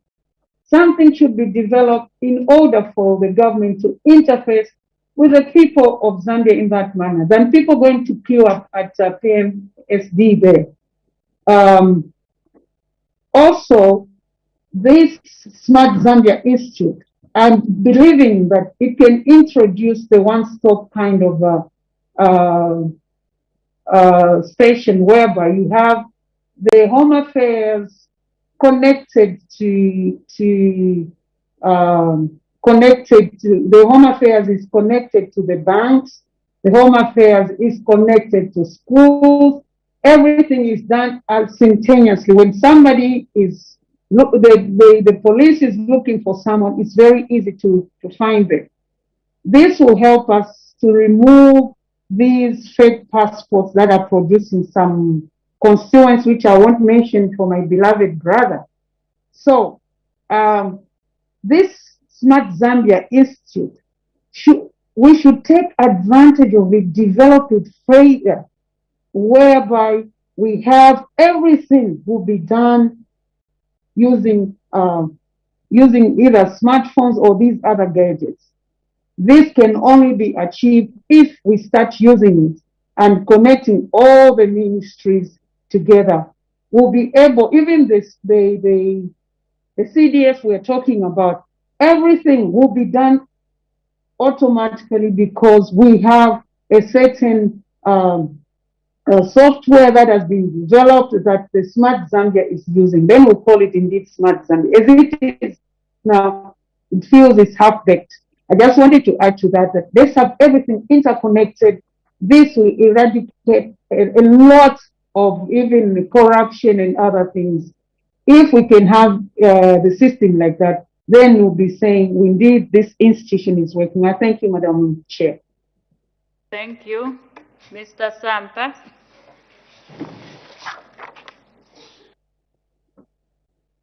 Thank you, Madam Chair and Minister. Thank you for the statement on Smart Zambia. Just as a preamble, let me state of my experience, Minister, in China, just to justify that ICT is vital. It's no longer a cost or a luxury. It's actually, if well managed, can enhance income. We have a lot of income leakage, not only in Zambia, but in Africa, in the councils and in the ministries, where money is collected, doesn't get to the actual account, account 99. I presume maybe only 60% of the money collected for government ends up in account 99. Most of it is lost along the way because of paperwork. If it's for the council, it's even worse. I think money is meant for the councils, rates, tax, fees, parking fees, market fees, bus station fees meant for the council. Maybe my estimation, what is collected and what ends up in the council coffers is probably only 20%. 80% of it is leaked, pocketed. This has been a problem for Zambia. When I speak, I don't speak partisan, I speak as Zambia, because this problem has been there since independence to date. But now, let me state my experience. Also, the previous speaker spoke about integrating with the police and NRC. The PF government did start. Indeed, we've seen some roads have got cameras. But I was going to talk about my experience in China. What I noticed last I was in China, for the citizens of China now, you don't need NRC, you don't need anything. All you need is your face to go anywhere. So to get at the bus station or train station, they put their face, it recognizes them, and they walk. And money is automatically debited from their account. And when they arrive, fine, there's this issue. Honorable Nkombo, I'm coming to that one. So where the person you are, fine, you are tracked, means the system can know where you are at any point in time. But if you have nothing to hide, then there's no problem. Even money for the council. Right now, even in London, you know how it happens. If you get in Cairo Road, you pay a fine for the council. Most people end up parking their vehicles as far as Kafue, and then they jump on a train and bus. Because if you drive all the way in CBD, you pay a fine. And you don't pay by paperwork or toll gates. Even toll gates are a problem. In Europe, it's smart system. Just your car passes, the number plate is picked, you have entered Cairo Road, then you owe the council this amount, and it's automatically debited from your account. So, I just wanted to say, Smart Zambia is the way to go. It was well started and intended by the previous government, but as they say, government lifupa, everyone just comes akokotako Aisha. Meaning, Echo chamba kuti, Honorable Nkombo. That means government is in existence, time immemorial. There was UNIP, there was MMD, there was PF, and there's UPND, and there will be, I don't know if PF or another party after. But government programs is like a bone. Everybody just comes and processes it. It's a process. So the PF started the SMART and they enhanced it, appointing a director or deputy secretary of treasury. Now it's part of a full ministry under Honorable Mtati to encourage you that the money of the nation lies in you capturing it. Your area, including SMART, Zambia, should be looked at an opportunity to capture the lost revenue. Zambia is not poor. Councils are not poor, but monies are pocketed. And only if it's electronic will you capture all the money. But be warned, Minister, that you will receive a lot of resistance along the way from those that benefit at whatever level when you want to make something smart. Stop the paperwork, because paperwork are receipts, and the receipts can be manufactured in Katondo Street or in some constituency. As I conclude, allow me, Minister, to say that so far, starting at a high level of government, cabinet now is able to take place using virtual. I noticed yesterday, His Excellency, the President attended the meeting with the USA President Biden, virtual. And even here at Parliament, we are able to attend virtual. So money has been spent, but at the top level. My appeal, Minister, is that as we go into the new year, look to cascade to the lower sector of our nation. Look to the schools, that primary school in Lunte, that bus station in Lunte. Look at them, making them also go smart. What they need there is what we have here at Parliament and at Cabinet and at ministries. We have free Wi-Fi. So at the bus station and the markets, Minister, as we go ahead, find ways to make it public so that at the bus station, when you arrive in Europe, at the airports, there's free Wi-Fi. At the bus station, there's free Wi-Fi. So you can connect and talk with everyone. So let's go to the primary schools, maybe in their libraries. The era of books has gone. It's now, they have to be able to Google. Look to buying them iPads. It can be done. Look to giving them free Wi-Fi. It can be done. It's an investment that can only produce results if we start. It doesn't look like it. It looks like it's a cost, but Honorable Minister, your area for me is one of the most important areas, is to make everything digital, make everything smart, and we stop the paperwork, because then it saves the trees. We stop cutting trees, and we stop producing paper. Everything is and should be electronic. Honorable Minister and Madam Chair, thank you. Thank you. The Honorable Minister of Science and Technology, wind up debate.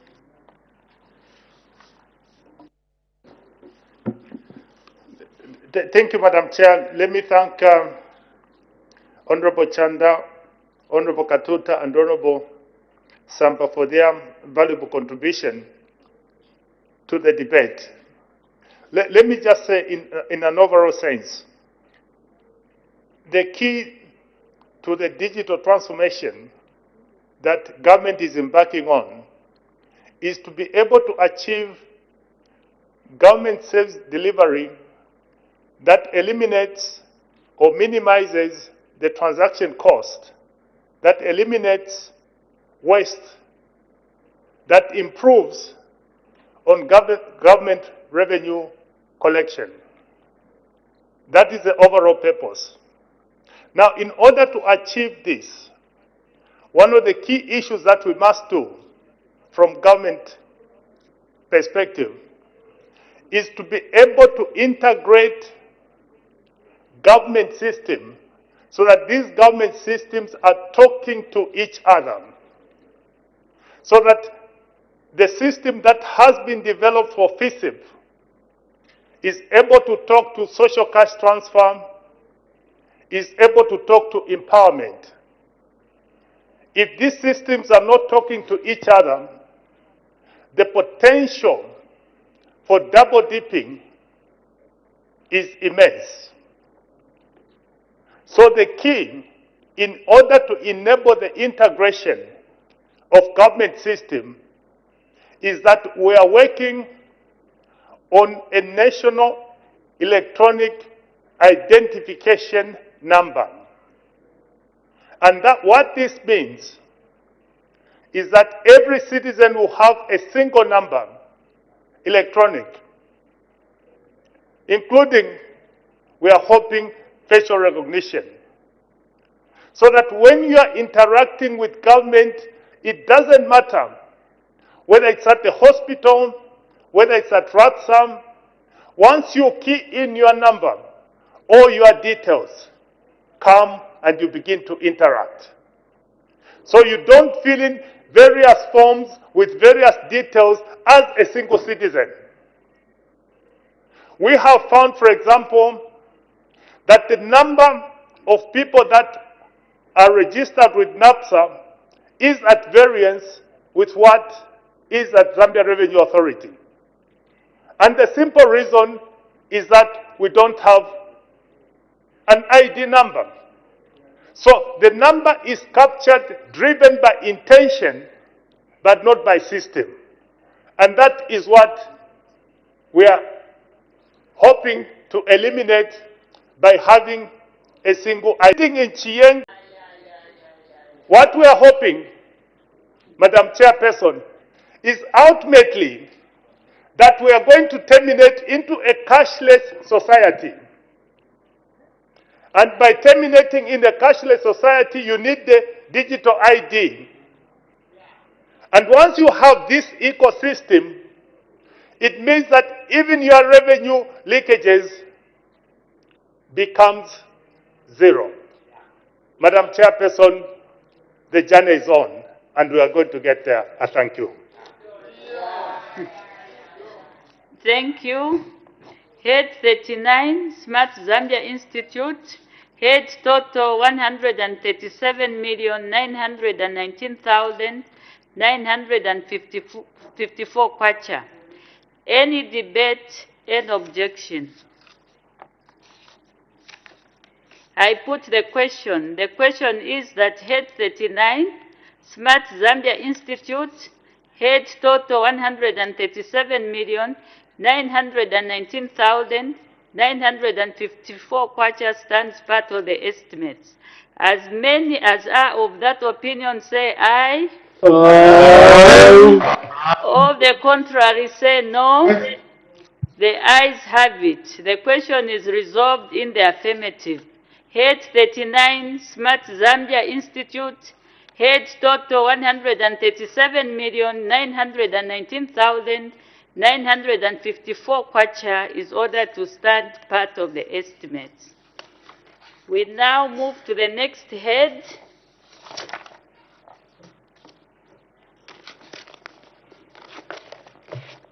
Head 25, Local Government Service Commission, the Minister of Local Government and Urban Development.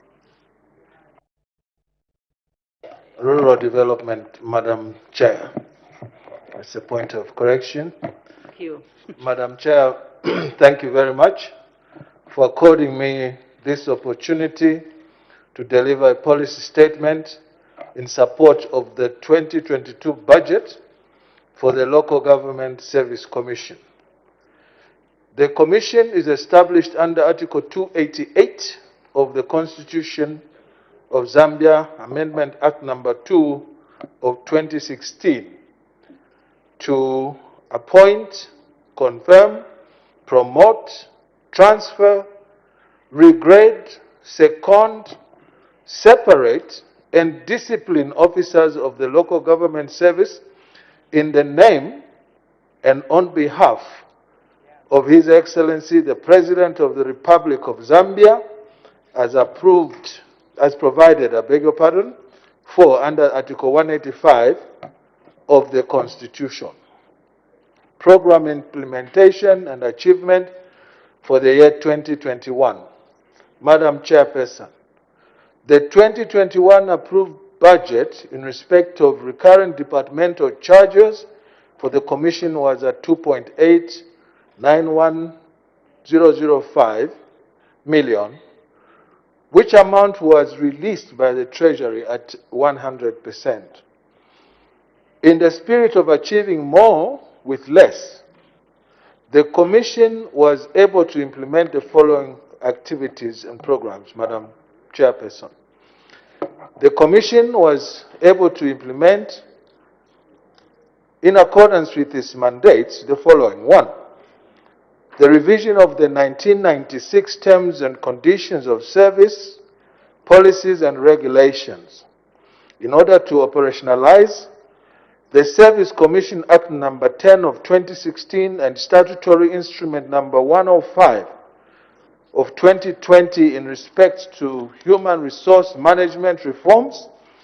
The Commission managed to revise the 1996 Conditions of Service for the local government service and developed other non-legislative documents.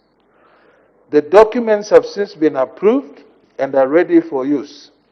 The documents include, inter alia, Terms and Conditions of Service for Local Government Service, Human Resource Management Guidelines and Procedures for Recruitment and Placement in Local Government Service, Grievance Handling Procedures for the Public Service and the Local Government Service, Disciplinary Code and Procedures for Handling Offences in the Public Service and Local Government Service, Code of Ethics for Public Service and Local Government Service. 2.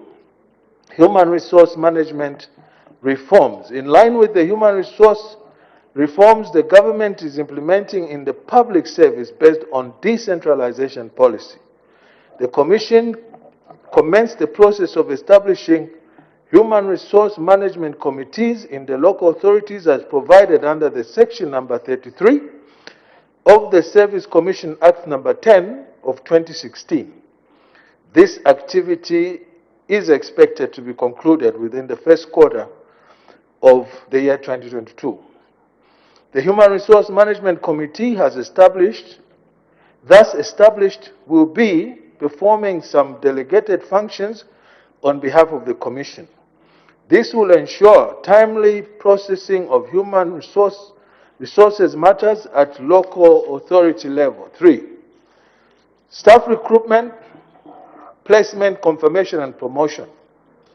A qualified, skilled, and competent workforce forms the bedrock for quality service deliveries, which is key component for socio-economic development of any nation. In this regard, and in fulfilling its mandate, the Commission continued to attract and recruit qualified and skilled staff for filling in various positions in the local authorities in both service and support departments. I don't know much about this. Local authorities can now boast of having well-qualified and skilled staff in all departments. Further, from January 2021 to August, a total of 2,895 cases were processed in respect of appointments, confirmations, promotions, transfers, and study leave. 4.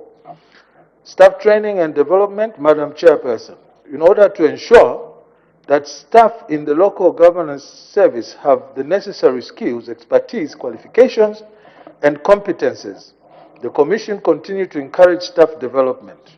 In this regard, the paid study leave, both on council and self-sponsorship, were granted during the period under review.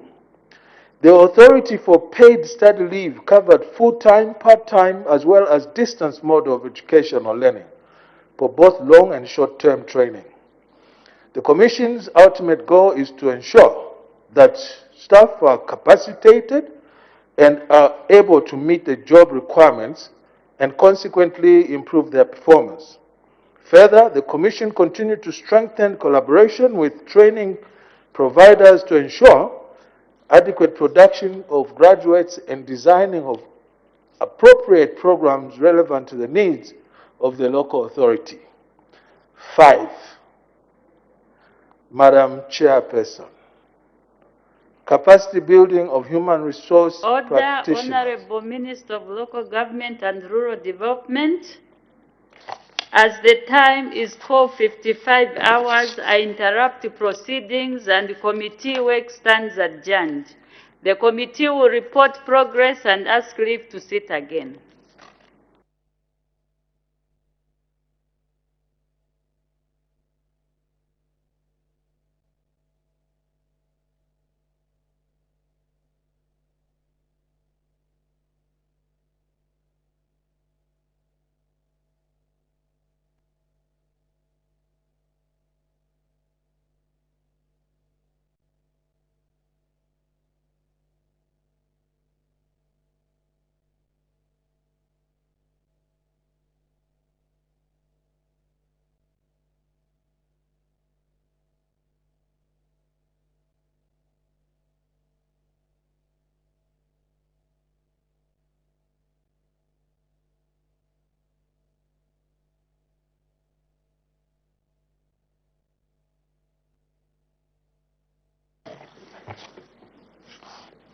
Madam Speaker, I have to report to the House that the Committee of Supply on the estimates of revenue and expenditure for the year 1st January 2022 to 31st December 2022 has gone through the following heads, Head 27 and Head 39, and has made progress and asked leave to sit again.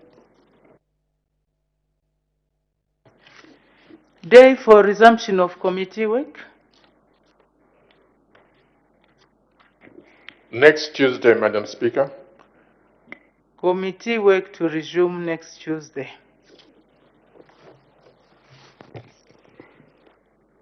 The House is now adjourned. The House?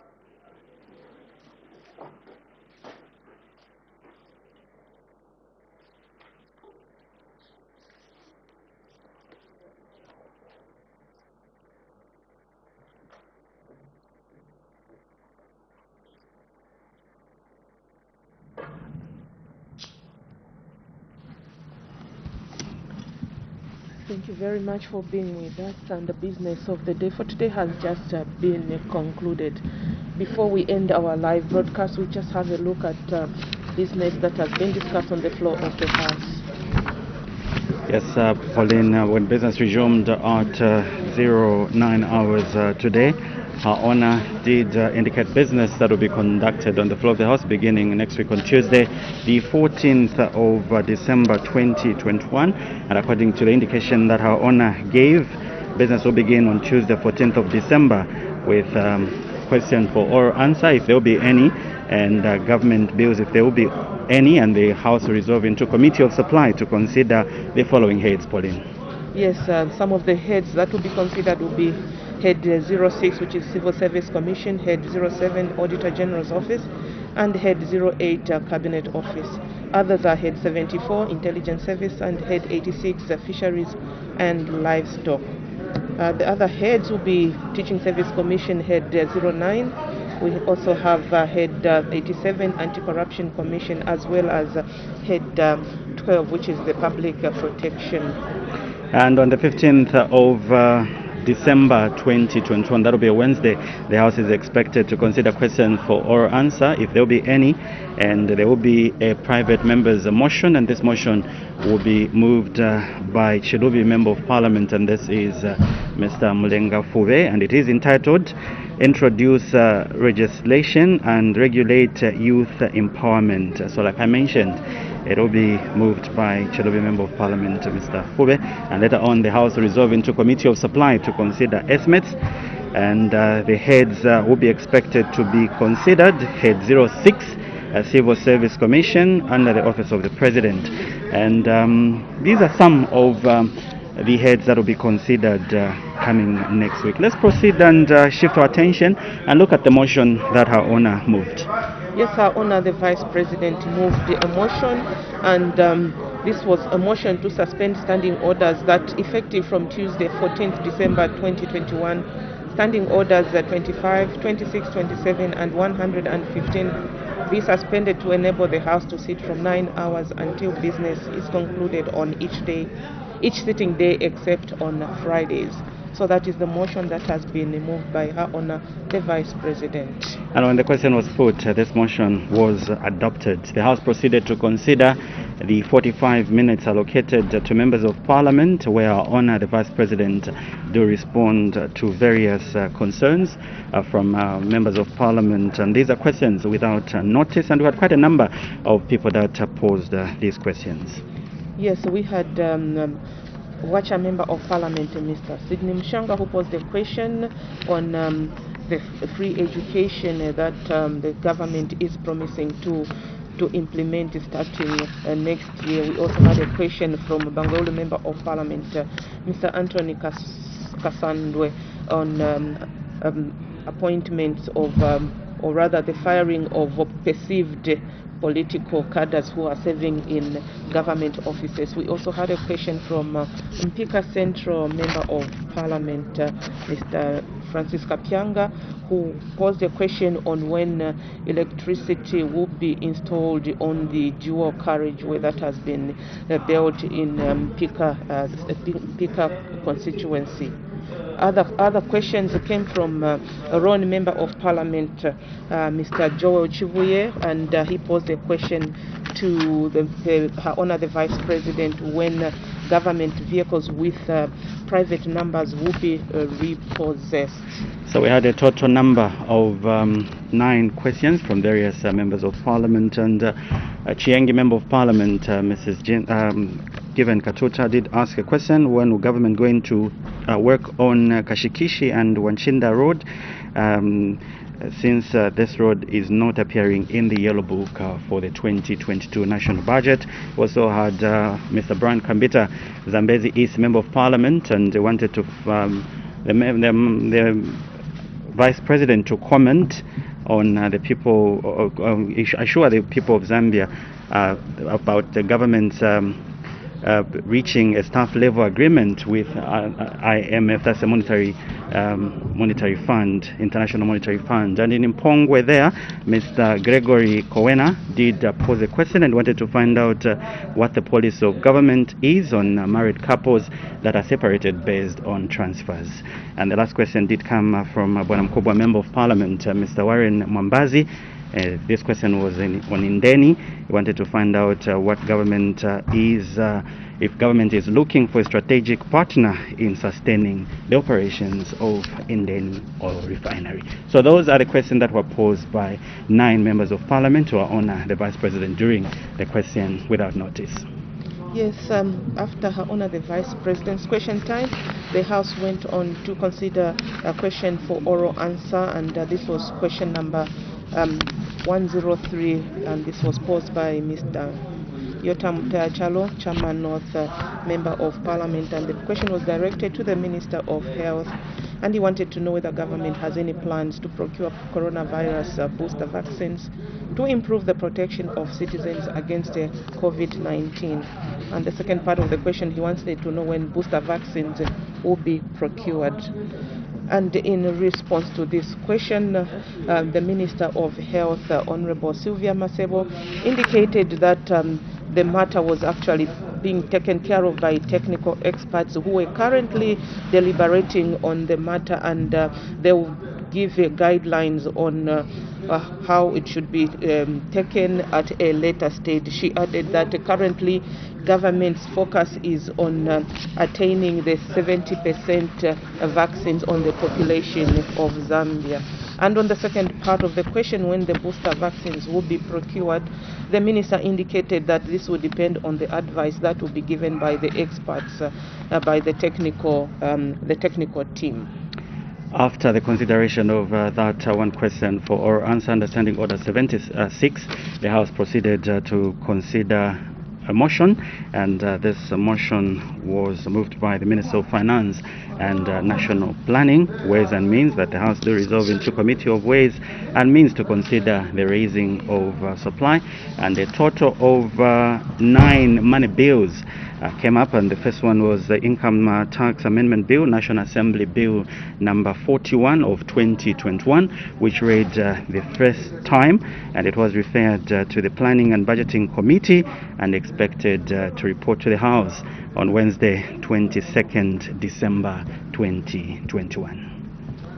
The other bill was the Value Added Tax Amendment Bill, National Assembly Bill number 42 of 2021, and it was read the first time and referred to the Planning and Budgeting Committee and expected to be reported to the House on the 2nd of December 2021. And the other one, Pauline, is the Custom and Excise Amendment Bill, National Assembly Bill number 43 of 2021. It read the first time and referred to the Planning and Budgeting Committee as well to be reported on the same date, which is Wednesday, the 22nd day in the month of December 2022. Yes, we also had other bills, and this was the Property Transfer Tax Amendment Bill, National Assembly Bill number 2021, which was also referred to the Committee on National Economy, Trade and Labor Matters, and the report will be brought back to the House on Wednesday, 22nd December 2021. Another bill was the Insurance Premium Levy Amendment Bill, National Assembly Bill number 45 of 2021. It was also referred to the Committee on National Economy, Trade and Labor Matters. We also had the Zambia Development Agency Amendment Bill, National Assembly Bill number 46 of 2021, which was also referred to the Committee on National Economy, Trade and Labor Matters, and also a report will be presented to the House on Wednesday, 22nd December 2021. The other bill was the Road Traffic Amendment Bill, National Assembly Bill number 47 of 2021, which was read the first time, and it was referred to the Committee on Delegated Legislation, and is expected to report back to the House on the 22nd of December 2021. It was read the first time. The other one was the Betting Control Amendment Bill, National Assembly Bill number 48